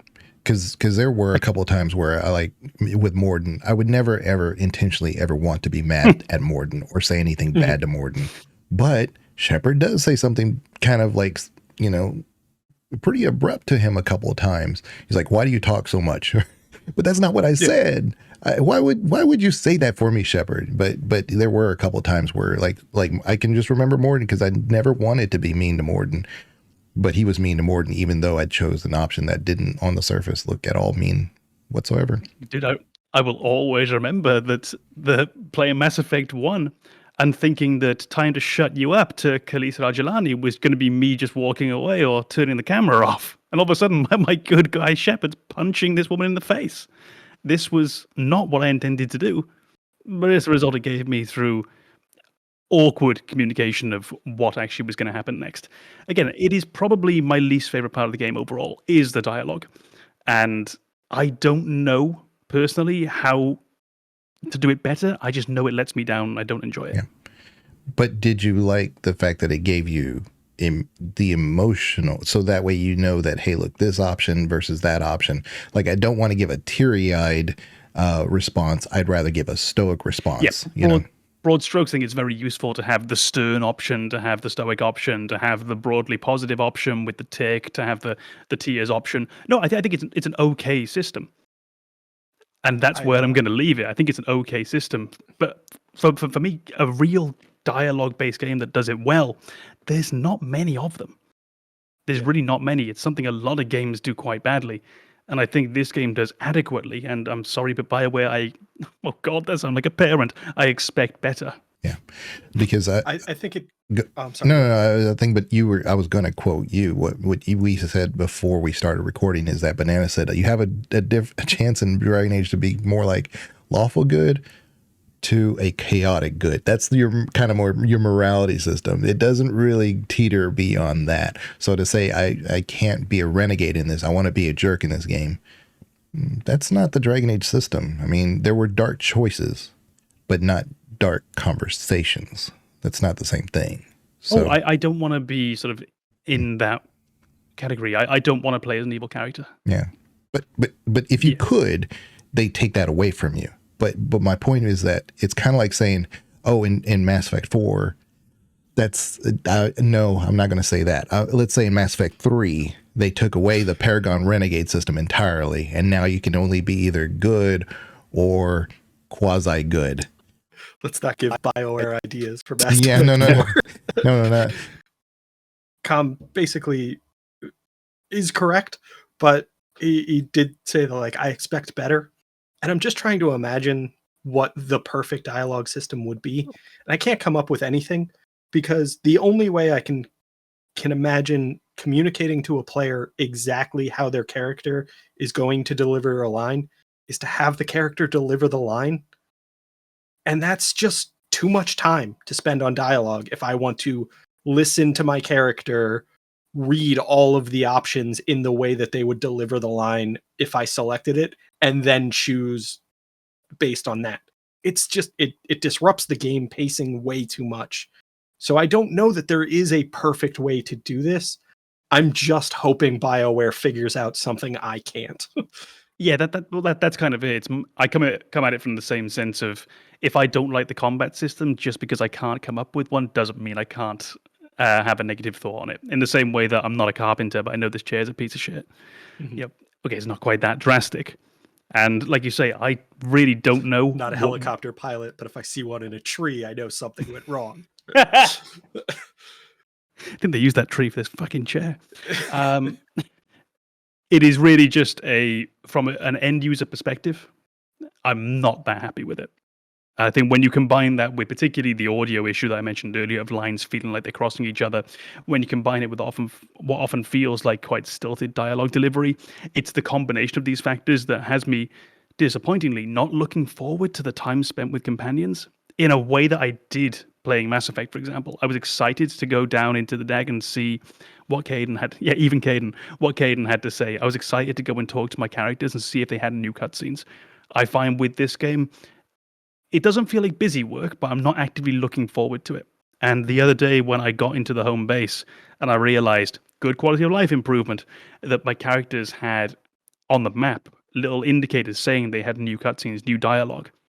There were 3 at one point, and I thought, oh, for fuck's sake, really? 3? I can't be bothered. I think I would never have had that in Mass visible Effect. From further away as well. That's my little criticism of those indicators. I love that they're in there, but they should be on the map so that I don't bother running over to a building where somebody's staying and finding out that they don't want to talk to me. There are interesting things that happen later. And again, no spoilers, but yeah, they have their own like little areas, just like in the Normandy. But you remember, one of the interesting things that I would find is when those companions were sharing the same area suddenly out of nowhere. Garrus and Tally suddenly embracing each other when I just walked into Garrus. Yeah. I'm like, hello? And then she said, oh, Shepard. Yeah, we were just, I was just helping with what, calibrations? There are moments. Garrus, I'll leave it. Calibrating that space. There are interesting moments that you'll run into that are, throwbacks to classic, because it's one thing when they're always in the same place doing always the same thing, but they move around a little bit sometimes, and that makes it kind of interesting to want to like actually explore the lighthouse a little bit more going forward. You did a good job of just keeping talking. That was the right thing to do. Although I will say, if you would just let the silence happen, we could edit that section out. So we have those kind of like 6 major choices where, there's the Paragon option, which seems to be the top right, and then the more brass tacks kind of option where it's just blunt, no subtlety in the bottom right. And then you have that teary-eyed icon. I don't like that one, because I feel like that one is I'm depressed about the situation that we're in, and it should be the responsible one, because a lot of the options that I've seen in that tree have been things that I would probably say in that moment, but not with the tone of, well, this sucks. It would be more of this is the state of being and we have to deal with it. Right. And a lot of those options I agree with, but I don't want my character to be like, boo hoo, this is garbage. And I feel like that tone indicator icon leads me to conclude that's what's going to happen. And this is when we're back to the same issue. It's just that lack of clarity in exactly what your character is going to do. So we're hitting the same point, isn't it? But that's a very, very concrete example. But it's also a concrete example that's going to be pervasive through the entire game, because that's going to keep coming back up. Let me tell you what that's kind of supposed to mean. It's supposed to be kind of like the empathetic response. But how would you... What symbol would you use for the empathy? Hug, So that's really what that has always been. The icon from DBD for the perk empathy. Honestly, I found that the tick options sometimes have been very empathetic. There's almost a validation of the other person's feelings in there. Yeah, but I think that's going to be the thing with this. If you've got one that's stern and one that's tough, there's going to be crossover, and there's going to be a miscommunication between what exactly each one does. I think we've just pinpointed not a flaw in the system, but a limitation of the system itself. Yeah, I think our criticisms are not related to the game anymore. It's related to the possibility of communicating a tone ahead of time. Yeah. But I think it's not meant to be that severe is the only thing I'm saying. It could mean that, of course, but playing so much of Dragon Age 2, Hawk I love my sarcastic Hawk. I've been playing this character as a very sarcastic, snarky character, and I love it. It's my favorite type of playthrough. And human. Yeah, yeah, a lot of humor. But having played a ton of Dragon Age 2, it's always kind of meant that it's more of like an empathy type thing, so that you don't like railroad their conversation or their issue that you're saying. You're like, look, I'm really sorry to hear about that. Really, not that you're. It's the video game equivalent of when your partner's upset, and essentially you're wondering, do you just want me to empathize or do you want a solution? Yeah. And it's the empathy one. It's the give them a pat on the back with the broom from a distance. They're there. No, it's the, oh, that sucks. Yeah. Oh, that sucks. It's just that. Yeah. Yeah. So I think the next thing I was going to go over is just, whether or not you like the graphical presentation of the game. And I won't railroad this. I'm not going to go for like 10 minutes about this, but time has started. I like the graphics of the game. I think what happened is, for me, when I saw things, I didn't see things what everybody else was seeing. And that's where I was trying to say, what is just my impression of it? But I was being railroaded so much with how cartoony it looked, how that it looked. But I was like, wait a minute. It finally dawned on me after several hours of playing, I've played SWTOR for so many hours and years. I'm still a current subscriber to SWTOR. That it reminds me so much of that. It reminds me of WoW. But those aren't bad games. Are they Dragon Age games? I mean, that's not really my point necessarily, because Dragon Age in each iteration has been different. And Dragon Age 2 doesn't look like Origins. Dragon Age Inquisition doesn't look like Dragon Age 2 or Origins. So to make Veilguard look different wasn't a stretch for me. I don't hate it or love it. I'm accepting of the fact that it's different. Dragon Age Origins was never dark to me. It was just dark themed. So you can have dark themes and not be a dark art type graphical presentation. So I got that from this game, and each area seems to be fairly specific to the culture it's representing.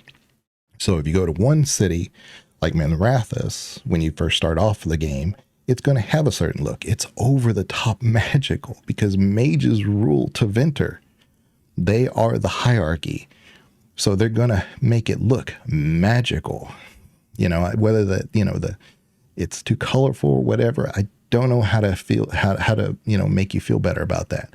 But I will say that it seems to be lore consistent, whether some of the graphical presentation of your characters is a bit off. The heads are a little bit larger than the body type. But again, that goes into the whole MMO characterization. I've seen that before. I don't hate those games. I like those games. And to see them in a single player RPG, I mean, they took what I liked in other games and made it work. So I have no problems with that. But anyway, that was just my 2 cents on that. How did you guys feel about the graphical presentation? I've got a few thoughts on it, and it's going to sound a bit non-committal, but there's a pretty good reason for it. And I think I can begin it with the broad thesis. I don't think Dragon Age has a visual style. I think it's never had one that I would directly associate and say, oh, that's in the way that certain games do. I think one of the boldest options I can think of a game where it has a distinct visual language is Persona. The Persona series looks like the Persona series, and it doesn't look like something else. I think Zelda looks like Zelda and doesn't really. It's been imitated, but it's very, very identifiable for what it is. I don't think Dragon Age has ever actually had that. Dragon Age has always just been a fairly good-looking high fantasy game. that's it. And I know that's a bit non-committal, but that's what it is. It doesn't have a specific visual language that belongs to it in the way that certain filmmakers have a language you associate with them. Whereas Anderson film doesn't look like a Martin Scorsese film. Dragon Age, I feel if you look simply at the graphics, you could very easily confuse it with Dragon's Dogma. You could very easily confuse it with a lot of games because it doesn't have its own visual language. So I think they broke away from what they were doing prior, which was very, very bland. And I feel they tried to go and do something new. I'm not entirely sure I like it. Honestly, it has left me a bit cold sometimes. I think some of the characters do look a bit unusual. I think the graphical style is a bit odd. The hero scale that they have, so it looks a bit like Warhammer miniatures, where, like you said, the heads can be a bit big, things can be a bit exaggerated. I don't think it's come off exactly as well as they'd have liked it to. It does resemble at times something, not as strongly as I thought in some of the trailers, but it does resemble something a bit like a Fortnite. Again, this is a very broad terms. It doesn't feel like Fortnite in any way, but just that slightly cartoony feel. So I like that they've tried to do something new. I like that they've maybe tried to establish a visual language for the game, but potentially for the series that I think is actually taking a step they've never taken before with Dragon Age. So good for them. I'm not entirely sure they did a great job of it. So I would give them a big thumbs up for the idea, give them a fairly neutral sort of flat hand for the actual result that they had. At the same time, I am not going to listen or care about anyone who says that it's not the Dragon Age they remember, it's not the game they want. The designers of that game don't owe it to you to make the game that you want. They owe it to themselves to make a game that they feel reflects their ambitions and their ideas. And I'll say good to them for trying. Shame about the execution, which isn't bad, it's just a bit underwhelming. A big bonus for it, though, which I found very, very helpful playing on a low quality rig, so I play on just a gaming laptop and it's a few years old, is I can get good performance out of this game on a gaming laptop with a solid frame rate up well above the 30s, so around in the 40s, which if you're on a mega rig isn't much, but it's very, very playable. And the game doesn't look bad. So that stylized approach has lent it to be very, very scalable. Yeah, did it ever crash on you? I have had no technical issues so far, except for finding armor for a character who I hadn't met yet and it telling me that he'd appreciate it. But no technical as far as like it didn't crash or no. Lost your cursor or something.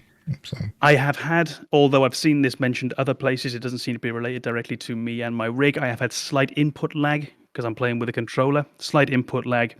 And I have a few problems with the running in particular, but nothing directly to do with the graphics and the presentation.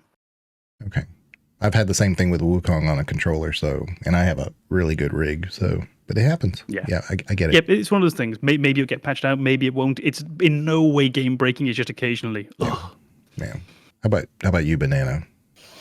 I haven't had any technical issues. Well, I mean, the graphical presentation. Sure. Yeah, I was going to go back to that. Sorry. And I have an analogy that might not land with those outside the fandom of American football. But for me, graphics are the arm strength indicator of a quality of game.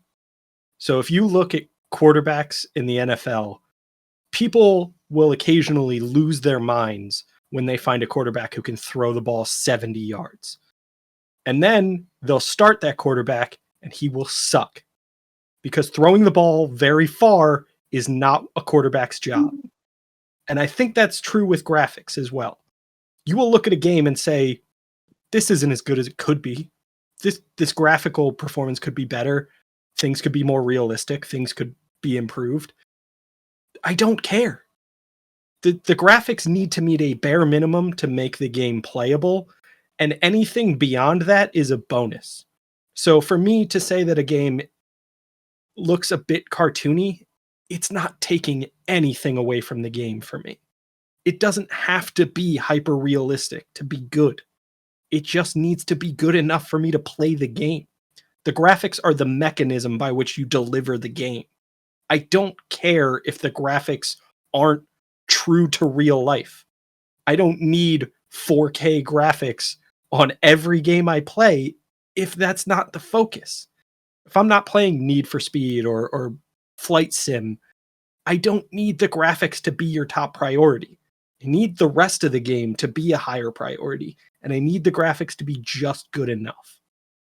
So for me, I love the graphics in this game. They're just good enough that I feel engaged with the game, and they're not limiting my game's performance because my system can't handle it. They're not putting me in that uncanny valley where I'm like, oh, I feel like I'm talking to an actual person and they're weird. No, like I think they're exactly where they need to be. And to criticize the game over the graphics is to highlight something that shouldn't be a priority in my mind. It's to say that they should have done something differently when it's a story-focused game. BioWare does story-focused games extremely well. And as Com said, they don't have an art style because that's not their focus. They're not trying to deliver the graphical integrity that you want from Flight Sim or one of those games that focuses on, the appeal of a machine or something like that. Their priority is the story, and the graphics are better than they need to be to give me that story. So I think to harshly criticize this game over graphics is to miss the point and also present an argument that they should be prioritizing something that won't change my experience. It's difficult to really give that some credence for the subjectivity of it, because you look at Mass Effect Andromeda, I criticized it for its graphical issues, not its graphical presentation, because the Mass Effect universe has a certain look to it, and that's consistent with 1, 2, and 3, even though they use different engines for 1 and 2 and 3. Well, 2 and 3 are the same. It's the Unreal Engine, but 1 they didn't use that. So, but they made it a point to make sure that it looked like 1. And so, if you were to go into the next Mass Effect series and say, "Oh, we're going to make it look like the Dragon Age Veilguard," I think that's going to be a mistake. But I can't say that about Dragon Age.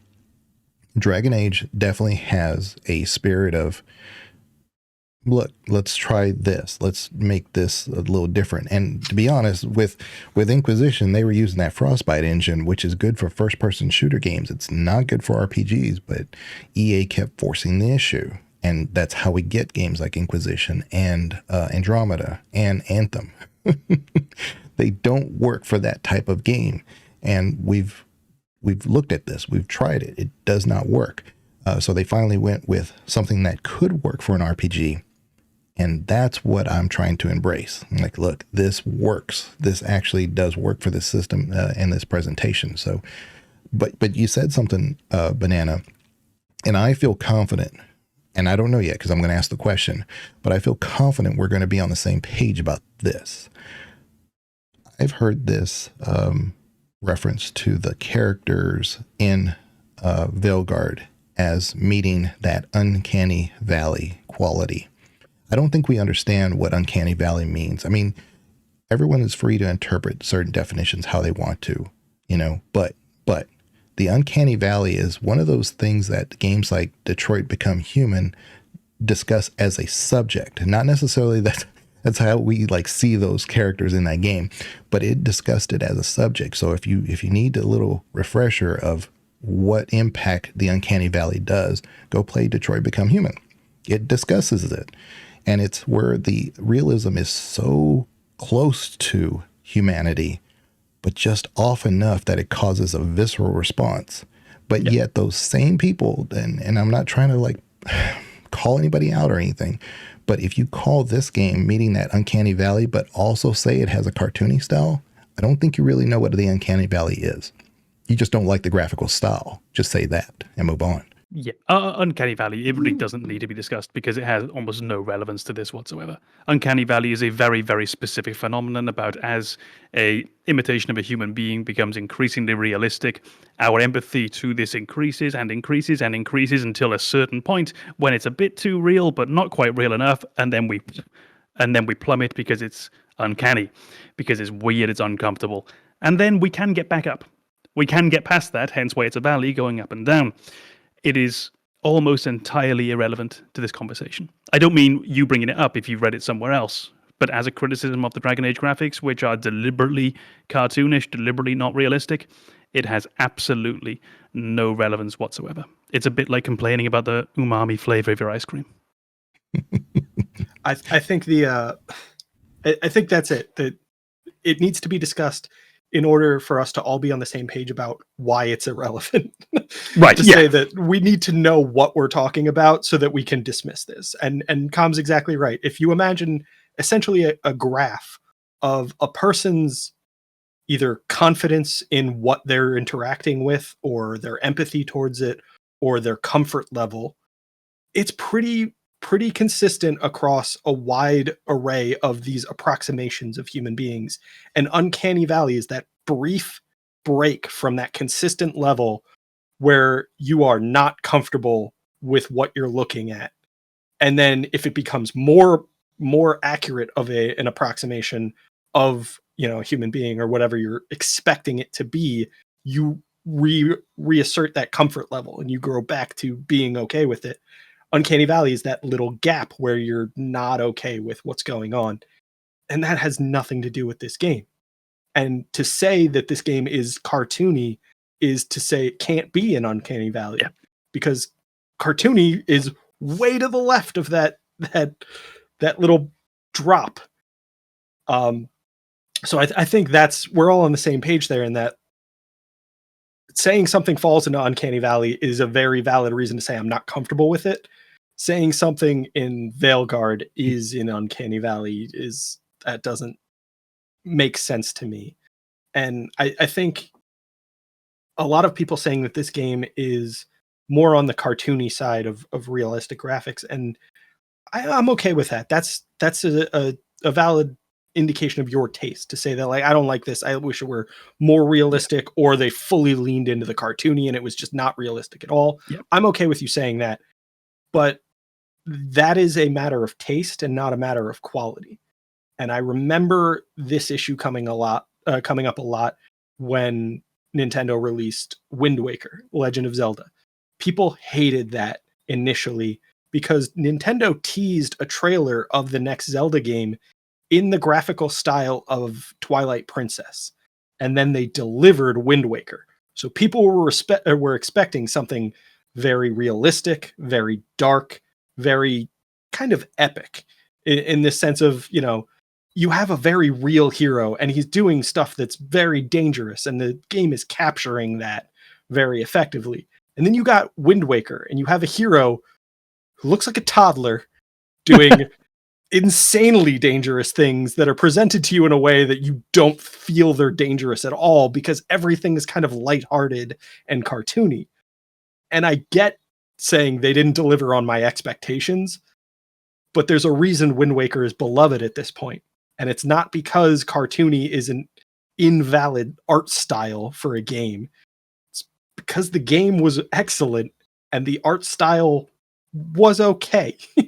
It's a matter of taste at that point to say, I like this art style or I don't. It's not a matter of quality. And I think that's something people need to remember when they evaluate games and provide a review, is if something is not to your taste, that's perfectly valid for you to say. It's not an indication of the quality of the game. Yeah. You can even say you don't want to play a game because of it. That is also perfectly fine. You don't need a reason to not play a game that's validated by other people. It can be anything that you feel is a problem, and that includes graphics. Good for you. But I think it's very rarely for me a reason I would pick on one very simple ground, which is if you imagine a game like Wind Waker, if you imagine a game like Persona 5, if you imagine a game like Final Fantasy Rebirth, and if you imagine a game like Veilguard, these all look very distinct from one another. You've got one that leans a lot more towards photorealistic. You've got one that leans towards deliberately childish cartoony. You've got one that leans into sort of video game cartoony. These are not the same kind of games. And one that goes for sleekness and style. I don't know about you, but when I play a video game, after about half an hour, I don't actually really notice the graphics anymore. You just sort of drop into the world and you become accustomed to it, which is also why I'm certain in a couple of months no one will give a flyer about what the graphics actually look like. We might talk if there were problems. If you're going into an area and all of a sudden the things clip, if all of a sudden the giant floating palace at the very start of the game, if you can't see that for some reason because it bugs out. That we'll talk about. The style, we won't care in a short while. Yeah. I think if you're looking for things that you're not going to like, you're going to find them. And then you're going to start grasping for straws of, oh, but it's like this. But they're not really making the connection because you're trying to make a point that doesn't really exist. I mean, you don't like it is a valid point. But to say it's like this or like that, you have to make those points and give examples to them. And I haven't heard very many people give those actual strong examples. They're actually not giving examples at all. They're just quoting things, but not giving examples of them. But that's because it's something that you will never be able to really give examples for that matter to anyone else. It's a bit like saying to a non-music student, for example, I don't like jazz. I can respect jazz for what it is. I can understand jazz. I studied music. I don't like it. And I can never come up with a coherent reason for that that's going to make it any jot to someone else's opinion. Because in the end, it comes down to, I don't like it. And I just don't. That's a great example because I understand tech jazz as a very technical style of music. It's not easy to do. You have to know music so well that you can kind of break all the rules. And it's kind of like you have to know the rules before you can break them. That's exactly what jazz is. I grew up on blues. My uncle was a big blues musician. And so it's what I know. It's what I gravitate toward. But I can respect the jazz side of things. And so it's a great example that you make that you can appreciate something without tearing it down. But also like you can kind of sum up the whole graphical debate as just you do you, boo. Yeah. You do you. Yeah, I don't care. If you don't like it, that's great. Yeah. If I like it, that's great. I do not care about that because it just doesn't lend itself to a discussion really about quality until we start talking about inherent problems. Sure. Well, there you go. That's what I'm saying. So if you're looking for things, we're in you're going to agreement. find them because like I said, it has, for me, I've never crashed not once. The game runs like butter for me. And I guarantee you, like if the game had performance issues from the very beginning, that would be on top of everything else that everybody has a problem with. Cyberpunk 2077, tons of graphical issues. And I kept telling everybody when it first came out, I can't stream this because it's not streamable. I can't do it.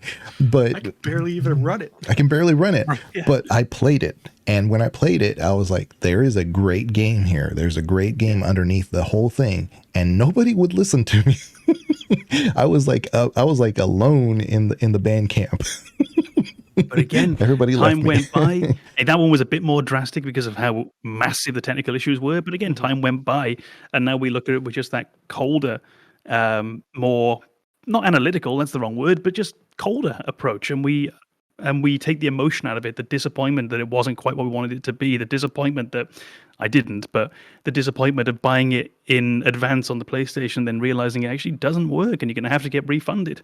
I mean, that was pretty unforgivable. Well, they even took it off the PlayStation Store, Cyberpunk, because it was so bad. But here's the big difference between that and Cyberpunk is that Cyberpunk, like I said, always had that great story underneath. It's just people never chose to get past the first 2 hours because of the issues. This one, people are just not going past the first 2 hours because it's like if you're looking for something, you will find it. Take your opinions from beforehand out of the picture because I've seen a lot of reviews and stuff, and a lot of people have spoken those same things back to me. I'm like, but have you played the game for yourself? Because I went back and looked at a lot of those reviews, and again, I'm not a review person, so I don't really see them very often. But I went back and looked, and I was like, they're using the same words. Uncanny Valley, cartoony. They're kind of like meshing a lot of things. It's like, oh, you can't be mean in this game. Those were all said in some of those reviews, but none of those reviews actually gave examples. I take that back. There was one example that they did give, and it was an example of somebody who doesn't have a boss. So if you have a boss or have ever been in the military or whatever, there's a chain of command. But they said, would you listen to me for a minute, you idiot? And that's to the big boss of your class. Now, on the surface, that's just dialogue to you because it's an RPG. But if you've ever, like I said, have a boss or there's a chain system or in the military, which this particular faction was at, we've seen examples of what happened in this particular class in the past of disobeying orders. That actually has some weight behind it because if you say it, you don't actually say that word for word like we've gone over, like how the dialogue system does. And then that's where they cut it off and said, see, I wanted to be mean to this guy. Why won't it let me just be mean? What's the next thing he says? The very next thing, because that was just one part of the phrase. You go on to say the calm thing, but then the very next thing you say, you need to shut up and listen to me, you idiot. You're saying that to the boss over your entire class. So there is some relevancy there, and you are being mean to this person, but you're also breaking rank too. I received word of your team's request for Grey Warden assistance after an incursion of the Blight at Demeter's Crossing. Explain yourself, Warden, and bear in mind that the Order remembers your past recklessness. Many lives would have been lost if not for my recklessness. You destroyed a building. To seal off a Darkspawn tunnel to the surface. In defiance of orders. Those orders were wrong, sir. Your report, Junior Warden. I did not come here to listen to fairy tales. I am here because of the Blight. It's no fairy tale. When we stopped Solus, something got out. According to the Veil Jumpers, it was the Elven Gods, Elganon and Gillenane. And they're not just evil, they're blighted. The point is that the gods are making the Blight worse. Demeter's Crossing was just the start. That's why we need the Grey Wardens. It is clear that whatever you did to unleash the Blight has corrupted your already weak mind. Okay, wait. You will be taken to Weishaupt and placed under heavy guard until the danger you caused by unleashing the Blight passes.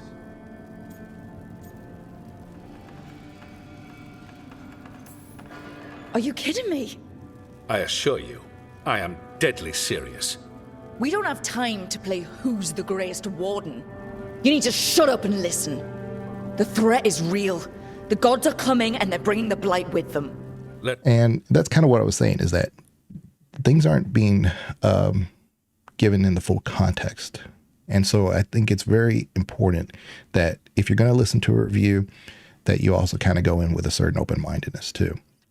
I mean, I want to be fair to the reviewers though, because I will say that upon going back, and I went back and I looked at a few reviews. I listened to one. Can I name channels? I'm going to name them. So I listened to Mortismal Gaming's review of this. I listened to SkillUp's review of this.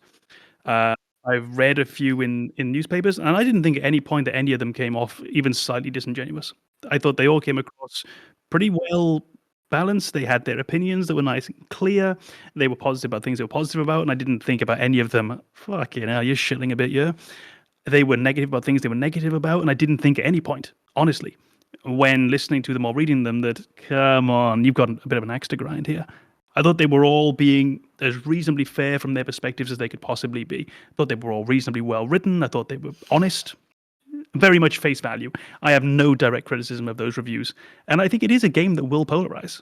I don't think it's going to polarize in 2 years' time anywhere near as much as it's polarizing now for obvious fucking reasons. But I don't think the reviewers were being inherently dishonest across the board. The ones that you saw, yeah, sure. Yeah, the ones that I saw, yeah. Which was honestly SkillUps. I saw him being referenced all the time, which is why I thought I've got to go and check that one out. The Mortismal one, that ended up in the recommendeds after watching that one. And then the others were just review sites. Mort's a good guy. Mort's a good guy. He's very familiar with RPGs. I can say that. So yeah, I had a look at his channel at other things, and it seemed to be a lot of sort of CRPGs, that kind of thing. But no, I didn't have a problem with the reviewing of this that's actually been done. I have had a problem with people's attachment to the reviews. It feels like it's very much created something of a confirmation bias, something of a circle jerk, which has been distinctly unpleasant to read online. And when you combine that then with some of the additional messaging that's been coming out from from a lot of this, I'm not going to mince it and say some. It's been far, far too much distinct unpleasantness. I don't want to put it on the reviewers themselves, though, because I think they mostly did a very, very honest job. Honestly, the best thing you can do with reviews when it comes to fan reviews and professional reviews, honestly, for most games, is you can ignore the 1 out of 5s and you can ignore the 5 out of 5s. Go and look for the 4s, 2s, and 3s. You'll normally find something much more interesting. This game has plenty to criticize. We haven't really got around to it today because honestly, I think we're mostly in sort of the new game high, that we're just enjoying having a new game to play and we're having fun. And it's really later because in my case, the 12 hours, Banana case, the 20. Okay, Legion, you're beating us by a bit. But we haven't really played this game long enough for its flaws to become truly grating. We're still very much in positive first impressions. I don't know about you, but there's not many games I've hated on playthrough 1. There's a few, but not many. It's oftentimes I'll start up for a second time and think, oh, actually, I don't like this. Or I don't like this system, and that turns me off. That actually leads into another point, an issue that I think will present itself in this game, and that is replayability. Yeah. I think that is going to be a huge problem in this game. I think if you go back after your first playthrough and try to play this, it's going to feel incredibly slow. And I imagine that's something BioWare will get feedback on and probably release a patch, because I don't think it's too difficult to address that. I think there's a lot of very simple things that I've identified that could make replayability better. But I think that is something that we will see in a few days, a few weeks, where people go back for playthrough number 2 and they're like, oh, this is painfully slow. I'm not enjoying this anymore because nothing's new anymore. Yeah. So you kind of want to skip over certain things, and the way you skip over things in this game is not well done. Yeah. Well, I would say of the 3 before Veilguard, Inquisition is my least replayable type game because of that. But yet it's actually seen as like, I played Inquisition so many times before. I think there's some nostalgia there because, like I said, to me, Origins has a lot of replayability from the beginning because you get to choose your background is different, your race is different. I still think the Human Noble is the canon one. Dragon Age 2 kind of almost references it, because if you don't play Dragon Age Origins or have a save to pull from, you can go with a default origin, which is a Human Noble in Dragon Age 2. But, I think of the 3, there's less replayability in Inquisition because it is so slow. You have to go through the whole Varric introduction. You have the scene. You kind of have a character creator that you may spend several hours to make a really horrible character at the end of the day. They're not great. Which, by the way, the character creation in this game, way better than I thought it was going to be, but not amazing. But I was like, hair physics in a Bioware game? What? I couldn't get over that. Not on my system. well, just make them bald. Mine is. But I was just like, yeah, wow, that's pretty amazing. But yeah, I mean, if you like talk about replayability, I for me, Inquisition is a grind just to get to the hinterlands. And guess what? Now you're in the hinterland. Speaking from a purely matter of taste, I very rarely consider replayability in a game as an important factor in whether or not it's a good game or whether or not I want to try it. And Origins, for example, I have played it twice. So I played it once when it came out, and then quite a few years later, I played it once more, all the way through. And I have done all of the intros, I think, or maybe I've missed one. So I would start a character, do the origin story, which is how many hours? 1, 2, 3, fairly short. Yeah, just kind of fly through them. But I didn't think it was an immensely replayable game anyway.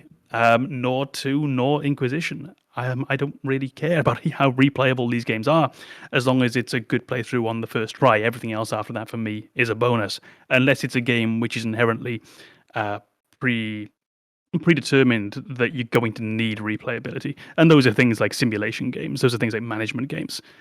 A game like this, I couldn't hugely care less about the replayability, but I will say for those who might well be interested, I don't think it's going to be a game that you play more than twice. I think my concern with replayability is probably tied to the way that Legion has discussed playing games like these, where you have a lot of branching options that have some impact. It might not be huge to the story. It can still be very linear, but you want to see how all of those play out. So if I make a decision to choose Harding to come with me at the very beginning and she gets injured, well, now I know that if I go back and redo that section and choose Nev, she'll get injured. And I want to see how that plays out for her character. So to have branching options like that, for me, suggests that you need to consider replayability so that your player base can get the full experience that you put into the game without being frustrated by the pacing. Oh yeah, this is purely just my opinion. I do not care for replayability. Right. That's because I know Right. I don't replay games. Right. Well, I have seen the argument that choices don't really matter in this game and the whole linearity thing. But to tie into that, I did try to say without saying before you guys actually, y'all are deep into the game now. So the very opening scene, and like I said, I'm not doing any spoilers here, but the very opening scene can be radically different how you handle that based on one of two answers that you have. Now, does that have a overarching difference in how the game ends? No, and it shouldn't. That is just the opening scene. But to say, oh, none of my choices that I made actually made a difference in the world, your very first scene is different because of what you chose. And it continues like that because I have, like I said, I can't just play these games. I really wish I could, but I have to go in, do a scene. And fortunately, there's a save system in this game that actually automatically saves your dialogue before you enter the dialogue in the background. So if you I didn't like how I worded that, or I didn't like how that ended, or whatever, I wish I could go back. There's actually for those dialogue moments a save that the background the game will do for you, so that you can just reload that portion. In Mass Effect, you could just hit escape. That was better, but there is a save system just for the dialogue trees, and I have gone back and I've said, what if I said this? What if I did this? And they're actually different. You'd be surprised how different the scene. It's hard to make this comment. They do banter with you differently for sure, but sometimes the scene does change as well. It's interesting. Well, I'm thinking in this game with those dialogue trees, you'll see those little things pop up where it says like, this character remembered your previous dialogue choice. And when you see things like that, I'm thinking this game has stored this as a flag to be checked for future dialogue options, possibly to be checked in future side quests or main quests. So to say that, like, yes, you can go back and reload the save and choose a different option, you're not going to see the effects, all of the effects of your choice immediately, necessarily. You might. Sometimes it'll be a very narrow scope as to how much you can really change, but sometimes it'll impact way down the line. And I don't like the idea that people are saying your choices don't matter for a game that came out 3 days ago, when there's no way you could possibly know whether or not your choices matter in that time frame. I should have brought this up when we were talking about companions and stuff and the combat system and everything else, but it's kind of all in one. This game does different than any other Dragon Age, because I've been kind of critical about the classes. I always thought this should be a cleric in Dragon Age, because to always have your mage be your healer requires you to always bring a mage, because you're going to have encounters where you need to be healed. You can't just rely on potions to kind of get you by. In this game, any of your companions can be a healer. Mm-hmm. And it's just a tree. It's an option. You can actually specialize in that. And that opens up the game quite a bit for me as far as who I can bring. I don't have to always bring Nev, the mage, the only person who can heal. I thought that was great. But yep, same. I still think back to playing Dragon Age Origins and always feeling the need to bring Win with me. As soon as I had access to Win, it's like, okay, well, that's the pre. They're definitely coming. Morrigan's coming because they're really hot. Who the fuck else do I bring? And it's kind of, it takes away a lot of the dynamic of the game. It's not as much fun. It's not as interesting. Yeah, I think it worked in Origins a bit more because you had 4 options. Yes. And so you could have, warrior, rogue, and mage, and then healer mage as your 4th. So you could still see the variety in your 3 companions, and then Win is on healer duty. But so you're saying sex appeal didn't rank particularly highly in your... Sure. Why do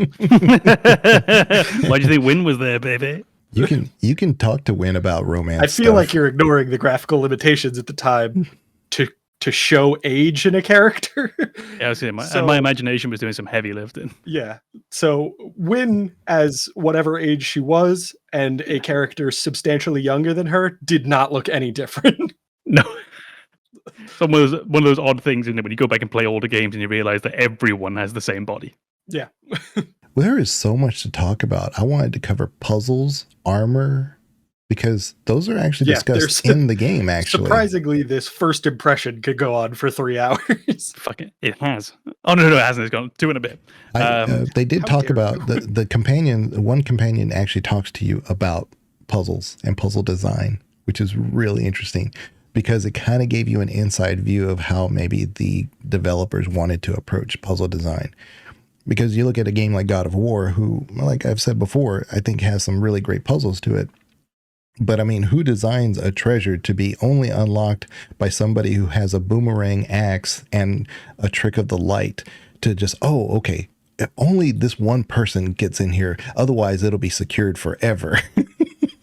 Doesn't make sense, right? It's that random puzzle design that you see over and over and over again in every single world you go in for Kratos.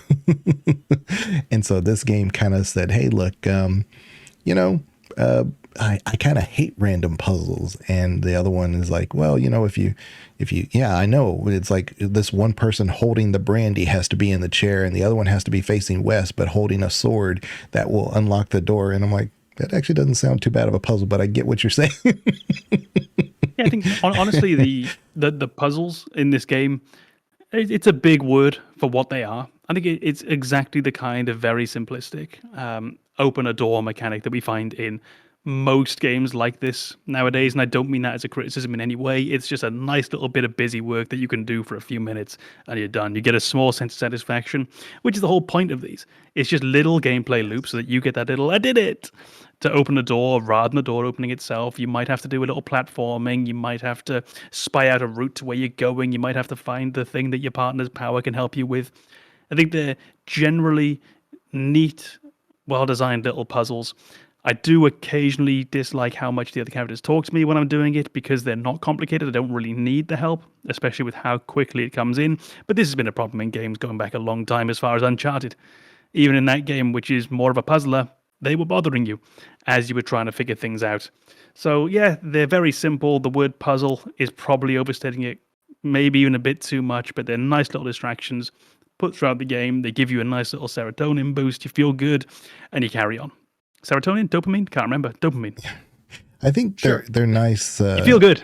I think they're nice spatial awareness puzzles. So for somebody who loves Myst and Riven and that whole thing, the spatial awareness is really a nice way to approach it because there's been a couple puzzles that were not super hard and definitely not easy for me to do. So you had to find one thing and the answer for it was in this relief that was in another room that you had to break down some boxes for. But as you got there, yes, you found this big treasure, but you noticed there was a relief up there and that kind of seemed out of place. And so you kind of took a mental note of it. And sure enough, you go down this other area that's in a different vertical area and there's those 3 same guys or whatever, and you can move them. You're like, oh, I remember that from that treasure room or whatever. And the game's not telling you, oh, look at that. That looks really interesting. That looks unique. Or here, let's read this plaque or whatever. It just threw it there. So there are some things that are very spatial awareness puzzle, which I think is very natural. Because if you want to hide a puzzle, you're going to do it where the other groups that are part of that, that used to own that castle or whatever, they would know about it. But you wouldn't know it just because you stumble upon it, So I think that's something that I've noticed with the puzzles in this game. They all feel very world appropriate. It doesn't feel like those puzzles in God of War where you're only one person who has no business existing could solve this puzzle. But I will say this is that one area where it blends both personal preference and execution from an objective stance in it together. So I don't think Dragon Age Veilguard was supposed to be a puzzler game. I don't think it's a priority for the devs to make the puzzles tremendously engaging. And I think that's a stance I agree with. That's a personal preference, though. If you want a puzzler game, this is going to let you down, and you're not wrong for wanting a puzzler game. But what I will say is there are things about puzzles in modern gaming that I think need to be kind of agreed upon objectively. And that is, a puzzle game where something is hard to see is not a good puzzle game. Yep. A puzzle is supposed to present you with all of the information and force you to think of a way to utilize all of the information available to you to get to a solution.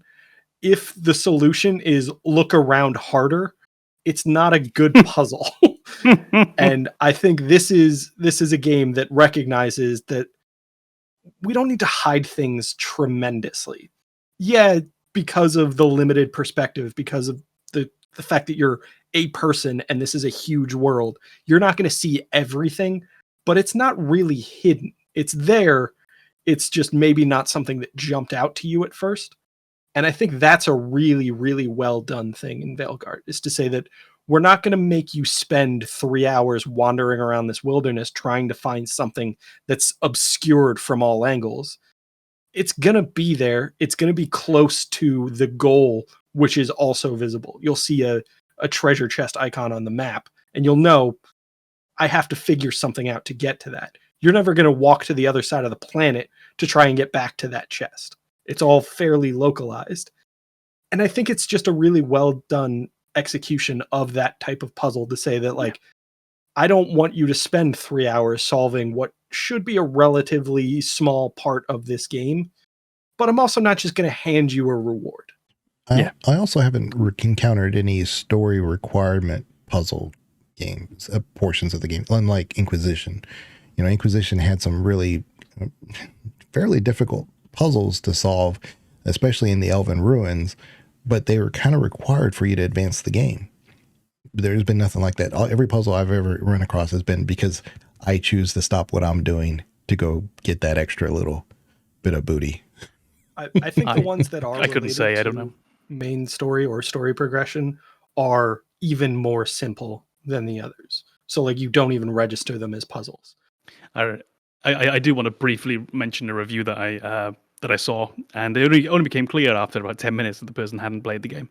So they were using clips from, I think it was SkillUp's interview, which is where I began to get an idea of how much of the discourse was being very secondhand created and sort of like tertiary reviews of a review, and which is utterly bizarre as an idea. Utterly bizarre. You have nothing to add to what the review said, and in the game. So I'll describe very quickly the bit I'm talking about, and then just a bit of context. So in one of the initial areas, the puzzles, when you try to open doors, you've got to find these little glowing pyramids that you put on top of little glowing diamonds you put on a little pyramid. And essentially, it's a key to a door. It's as simple as that. And normally, you've got to go find the key that might be in the next room, or it's in this room, and you've got to pick it up and put it in the door. Great. And this person was saying, look how stupid the devs think we are. They think that this counts as a puzzle for us. And first of all, I'm thinking, well, it's not really a puzzle. It's just a little tiny puzzle that you can do for the sake. Obstacle. Yeah, it's a minor obstacle that we have in gaming all the time, and they've always existed. Don't pretend it's only in this. And he said, look, they've put the key right next to the door, and look, they're showing us this, and this is embarrassing. They should be ashamed of themselves. And I was playing the game, and I came across that puzzle. And it was the very first one. And the whole point is the game is telling you, look, you pick these up and you put them on these, and that opens doors. And that was when I really fell into, there is such a thing as a review in good faith, which is, like I say, what the vast majority of things I've seen have been. And there was the review in bad faith, which that very much felt like it was one-off. Sorry, that just came into my mind because I thought it was absolutely absurd. Yeah, you have to learn kind of, you're not going to, oh yeah, you've seen this in 50 other games, so therefore you should know what this is. Maybe you haven't played those 50 games. Yeah, also not necessarily. There are people who are playing games for the first time. There are people who are joining this series now. This series' last mainline entry, I say that, I don't know if they were comics or whatever, was 10 years ago-ish. Yeah, there are people who have never fucking played a Dragon Age game. There are people who will never have played a video game in their life. And we need to communicate to those too. This is not a hobby that we want closed off. The reason that gaming is so damn successful is that it's really accessible because there's all kinds of different games that you can play. If you don't like action, then you've got puzzlers. If you don't like puzzlers, you've got platformers. If you don't like platformers, you've got strategy. If you don't like strategy, you've got sports. If you don't like sports, you've got simulation.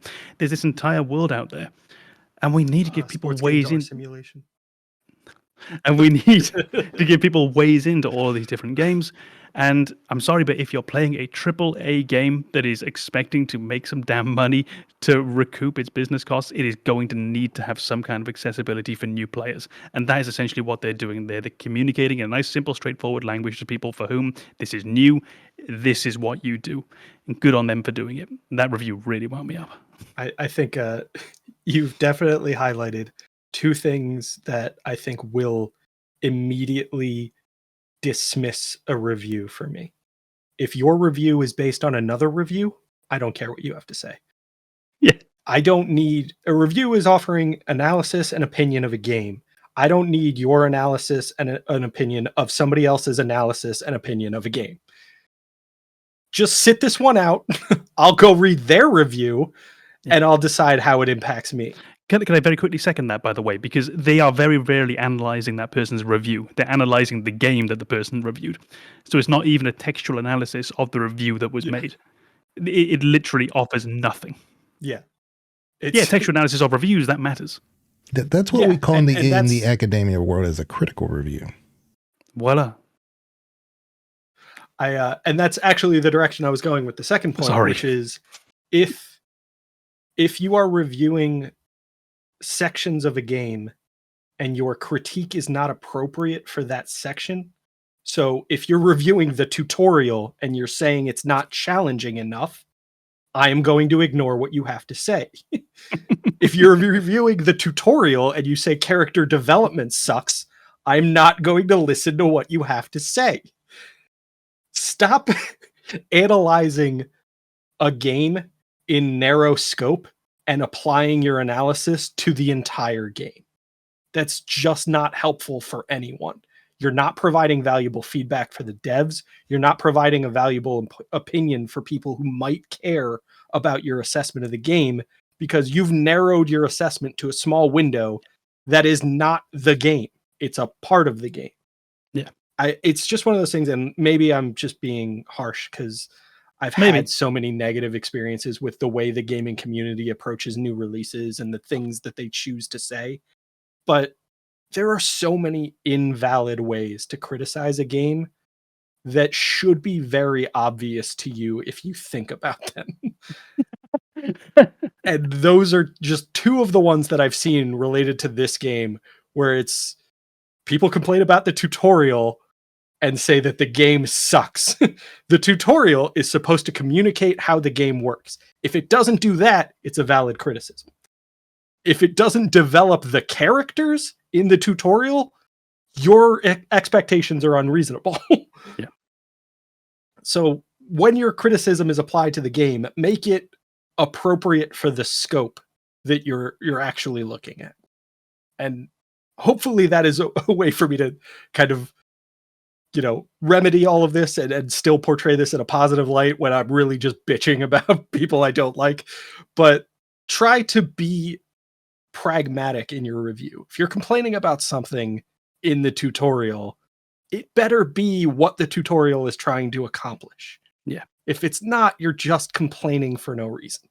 The whole sliders of the character creation, because we are talking about the tutorial, like the complaint was like, I can't make my glutes very large. I can't make my chest size very large.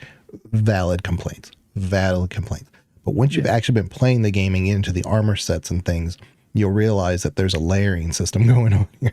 Mm-hmm. And I maxed out everything just to kind of see how it would look. And there is I narrowed the waist completely. I made the chest completely as large as it would go. I wanted to see how that would work into the real game because obviously I'm working with extremes. This was an analytical approach. Yeah. That was the complaint. That was the complaint, that you couldn't make them any bigger. But I'll be honest with you. I had a thick girl the whole time. I mean, she wasn't like, whatever, but the Legion's clever workaround of the game is just he can actually make massive tits and a big thick ass. You old horny slut, stop it. I mean, when I get to my dude characters, then I'll re-report what I find. So it's a massive dick, right down to you can't do a bulge size, yeah. Oh, dude, I go through character creation too quick always. I sadly didn't get to do that. I will say this character creation has been interesting because I think there are a lot of things that they put in character creation to improve inclusivity and representation, which I wholeheartedly support. Yep. What's weird is that they seem to have abandoned other aspects of that in their pursuit of this inclusion. So I was watching a friend of mine, just for context, she's black. She wanted to play an elf character. And the skin tones don't go darker than a very light skin shade for elves.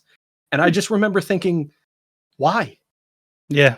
And it's not that I disagree with the idea of saying these are lore accurate skin tones, but there's a correct way to do that. And I think Baldur's Gate 3 did a very effective job of that, to say, hey, here's all of your lore accurate selections.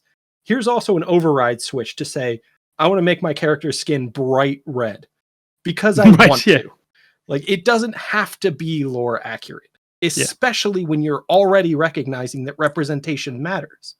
Why not give your player base the option to override lore and just say, I want to self-insert. I want to put myself into this role, and myself isn't lore accurate. That's the whole point. It's a fantasy game. I'll have to go back in because I didn't play as elf necessarily, but I was able to create very dark skinned I think characters. For Kunari and humans, there's a wider variety. For elves, it's narrowed. There's a Sorry, I enjoyed the dog paws. It's a cool, warm, and neutral selection for skin tone. But each of those still has that limitation. Well, no. But what I'm saying is that there's a slider for within that. And if you choose the cool, you'll notice that you can get darker tones, which is contrary to what you would think. You would think warm, but it's actually on the cool side, and it actually pulls it in. See, that's super helpful because that was something I thought they needed to do better. Maybe I just need to pay more attention. maybe we're just wrong. Yeah. I mean, I don't know. That is always a possibility. Yeah. Well, we normally say things without thinking about it. There are no piercings in the character creation menu, and that's fucking stupid. Are they not? Fuck, man. I always fly through character creation. Like, I don't see it. It's not a thing that really interests me. You know, I give my guy, all my characters look like Homelander. They just all look like Homelander in every fucking game I play. Oh, he's blonde and white. Just done. You know, and I didn't really go any further than that. So I sadly haven't really delved in. Maybe I will. Maybe I'll start a new character just to go and see what the character creator really has to offer. But I am going to jump right out there and just say the pronouns thing. Yeah, why the fuck not? Give me a good reason not to have that in there. It offers no change to your game if you don't want to have it. If you decide you don't want to use you're never going to fucking see it with your main character. Exactly it. Yeah. Putting an option for representation in a game hurts no one. No. Giving characters more options that they will never use is not a bad thing. It might be an investment in things that won't pay off, but when your goal is representation, it will pay off. Yeah. It's not a question. Yeah, I would like for someone to explain to me that in a fantasy game with dwarves and elves and dragons and magic, if I see myself differently than society sees my traditional side of things, and I want to see myself in one of these fantastical games, but I can't do it because the game just has that limitation. That's one thing. But all they're doing in this particular game is adding some of those options there. You don't have to choose them. You can definitely say male, he, him. You can say female, she, her. You can say they, them. But it's an option.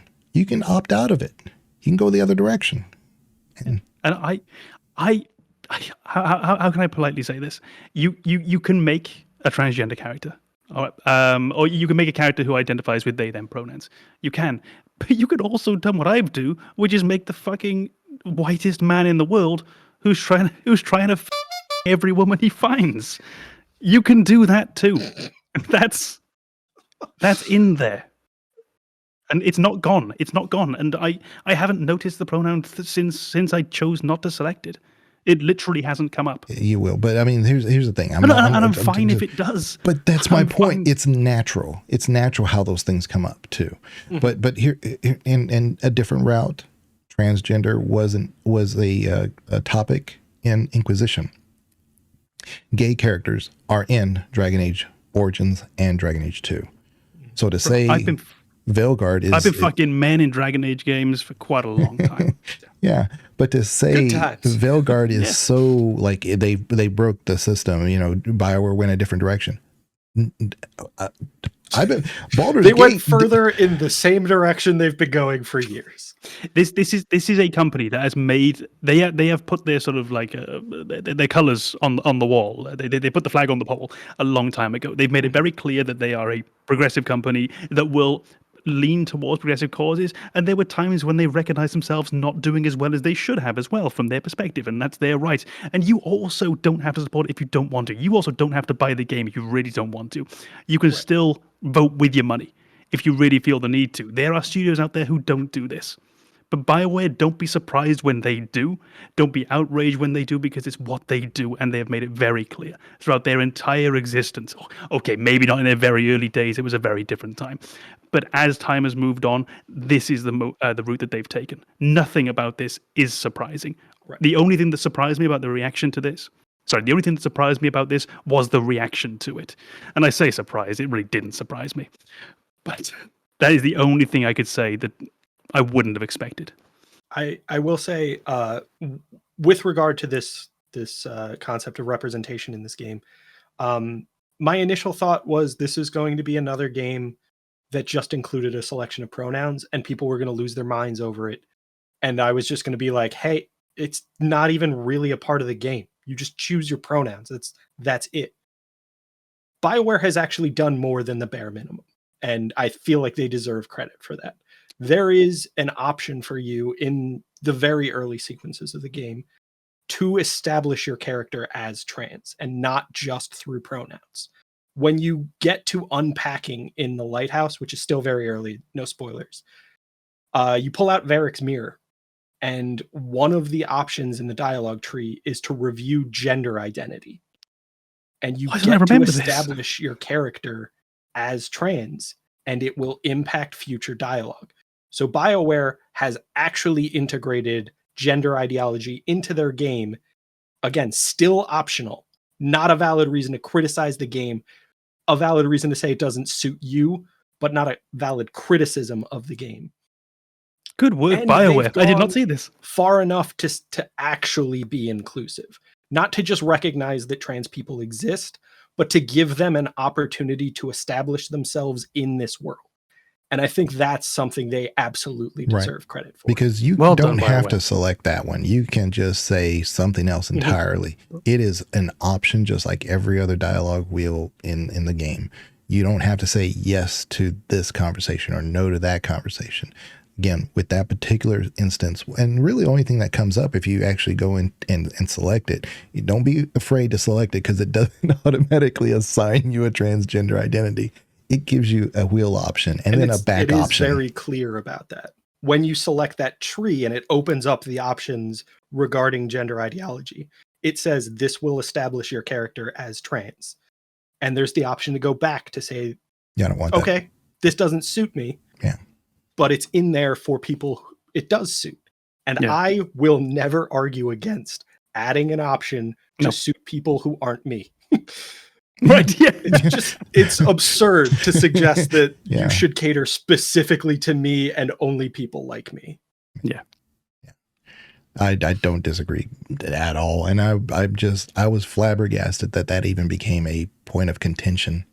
But that is a much longer and broad discussion to have. But that is part of a much, much wider confrontation. Now Bioware's going to get in culture trouble issue. with me if you start saying I have to start picking those things, and I think everybody's going to have a problem with that. Even No, people the thing is, no. Yeah. But even then, you don't have to buy the game. You can still, they can be in trouble with you in that regard. Well, if they say hide this- the features, that what's going to be, then you have no idea. But I get it. You know, you don't have to buy it. You can refund it. Right. Yeah. Wait 45 minutes, write a scathing review, and refund the game. Exactly. Mm-hmm. But I'm glad we talked about that. I was worried we weren't going to approach it. I'm glad that we got there.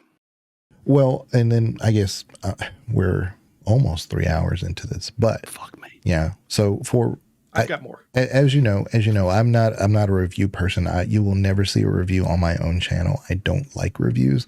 Not that I don't disagree with the idea of a review.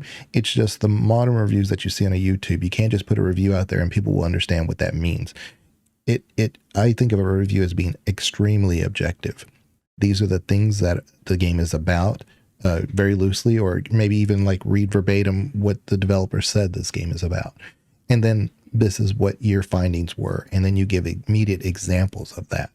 And then you, at the end, can give your impressions of it. I kind of want to do, for me, kind of like a Dragon Age scale, because I have different opinions of where this game lands in context to the other Dragon Age games. So for me, overall, the overall arching so far, I'm not done with Veilguard, so this scale could change. But for me, my favorites have been Origins, Veilguard, Dragon Age 2, and then finally Inquisition. But from a lore standpoint, from like storytelling and like everything I found out and like where all the connections are being made, Inquisition, Origins, Dragon Age 2, Veilguard. So that's what I'm saying, is that it kind of depends on your point of view. I don't really feel like I'm comfortable saying this is the best game or the second best game ever. Mm-hmm. I think it's all in terms of like the bigger picture here. I don't think it's, like you said before, a horrible game. I don't think it's an amazing game, but I think all those factors coming together as a Dragon Age game, I'm enjoying my time. I'm having fun. And anybody who wants to listen to a review over your own assessment and meeting your eyeball check, don't let somebody steal your joy. Just have fun. I guess I can kind of piggyback on you then. I'll try and quickly come up with a ranking for it. So it's all going to be caveated with what I mentioned at the very start of the stream, which is I don't think any of the Dragon Age games are in my sort of very favorite games of all time. To me, they've almost all fit into that bracket of good, approaching great sometimes, not really great, but then really being pulled up by the world that they're in, how satisfying they are to be in, but not particularly thinking they're amazing games. So I've got, oh gosh. Okay. And it's going to be based on how much fun I had playing them. This is going to be based on how likely I ever am to play them again. This might be colored by recency bias. First, Veilguard. Second, Inquisition. Origins, 2. Solid. They're not that far apart. 2 is quite a bit lower down than the others, really? Which is why I was very sort of umming and ahhing a bit about it. I could imagine Origins and Inquisition swapping places very easily. I could imagine if I went back and played Origins and was in a really good mood while playing it, that might even jump back up to the top. But for now, if I remember correctly, Veilguard, Inquisition, Origins, Dragon Age 2. I just love Hawk so much. I would play Dragon Age 2 just to revisit Hawk. I love Hawk. Hawk's great in Inquisition as well. I know you don't get much of it. Hawk is my shepherd in the Dragon Age universe. So, yeah. Does Banana have if not a ranking, just a closing thought? As far as likelihood of replayability, it's a 4-way tie because I'm going to play all of them again.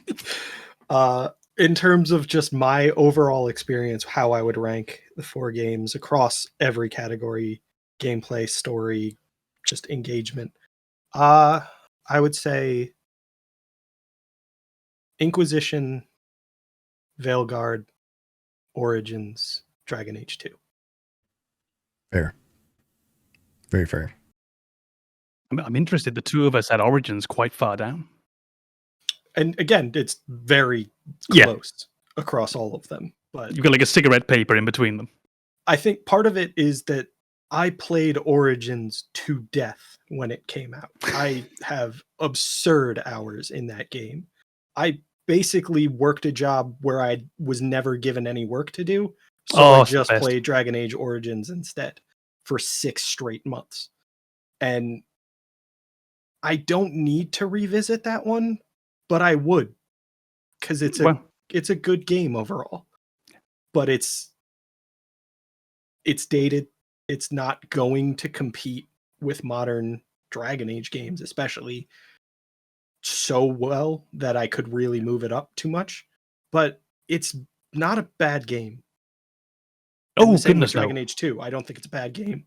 I don't think its place at 4th should be any real indication of quality. It's just what suited me least of these 4 games.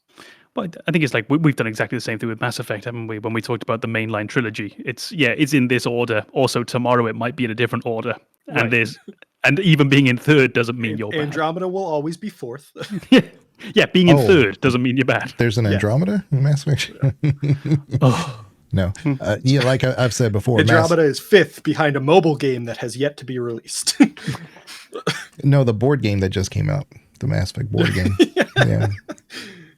But none of the Mass Effect 3 for me, it was Mass Effect 1 and then Mass Effect 2. And I imagine it will. And like I said, because it's 3rd doesn't mean it's bad. But Mass Effect 2 is on most people's number 1, and that's okay.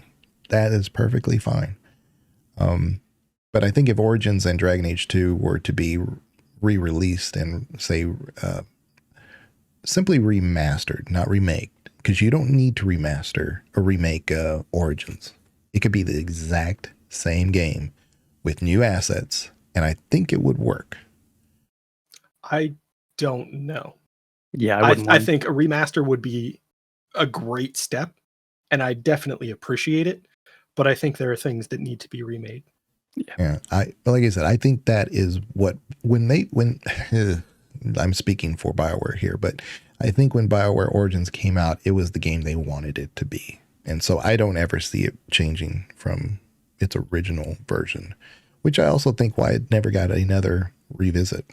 But I think there's not much that I think would need to be changed or even would benefit a remake. But the combat system, I think the fact that they've moved in a different direction with more recent games shows that they've kind of reevaluated their priorities in the combat system. And I think Veilguard's combat system in Dragon Age Origins would make Dragon Age Origins a better game in my experience. But again, I feel like that's kind of a matter of taste. Yeah, and I don't, because like I said, they wanted it to be a more tactical game, and I would say that Origins is easily the most tactical game of the 4. It's not even close, but it is not Baldur's Gate. It's not even Neverwinter Nights. So don't come at me with like, it is a superior tactical game. It's not even the best of the Bioware's ever put out. So yeah, there's always room for improvement. Doesn't matter what we're talking about. I mean, if we're talking about if I came at you and I said, what's the best Witcher PC game that incorporates all those things we've talked about, maybe not puzzle design, but like storytelling, consequences, choices matter and type thing. What game would you think I was thinking of? Just the top of your head. I'm gonna sit this one out. Oh yeah, you haven't done. I've only played one. Yeah. Well, it's actually Thronebreaker, believe it or not, as a PC game, because choices matter in that game quite a bit, and then much more so than The Witcher 3. Wild Hunt and stuff, because yes, choices matter in that game. They actually have certain consequences, even like minor NPCs do. But you'll find in Thronebreaker, which is more or less like a card game for the most part, but things can change the entire social aspect of that game, that the things that are running in the background that can actually alter your course of action. So, storytelling, decision-making, consequences matter. Thronebreaker. But like I said, from a graphical fidelity, it is the worst if you want to come down to it. Well, maybe not one. One's pretty rough. One's rough in a lot of ways. Yeah. But anyway, I mean, I guess my point is that it's important to look at the, games within their own series instead of saying, it's not like this other game like Mass Effect. No, it's not, is it? I would agree with that. Any other closing, final thoughts, things you want to add to? Nope. My close was my tally. Your tally. My table. Your table. Okay. You got tally on the brain? Always. Which Lace Harding is the voice for Liara. Mm-hmm. She doesn't sound like it to me at all. It's funny. She sounds more like Ashley in Veilguard. Yeah. And there's another character that was Javik in this game, but I won't discuss who that is. He's much later, and I think he does amazing. But we'll get into that. So, and anybody that has any comments or questions, feel free to put them in the comments. Tell us why we were so horrible at not giving it a hate rating or whatever, because we didn't rank it at all. You can't really call us out on that. So, I mean, they will. Yeah. Regardless of whether or not they I think we've talked about this before. We do want to hear what people think. Oh, yeah. Absolutely. And it's okay not to agree with us. That's fine. But we actually do want to hear what people think. I think I have proven incontrovertibly to everyone our ability to ignore things that I don't want to hear. That is your freedom to say whatever the hell you want. I, however, am considerably more fragile. Please be nice.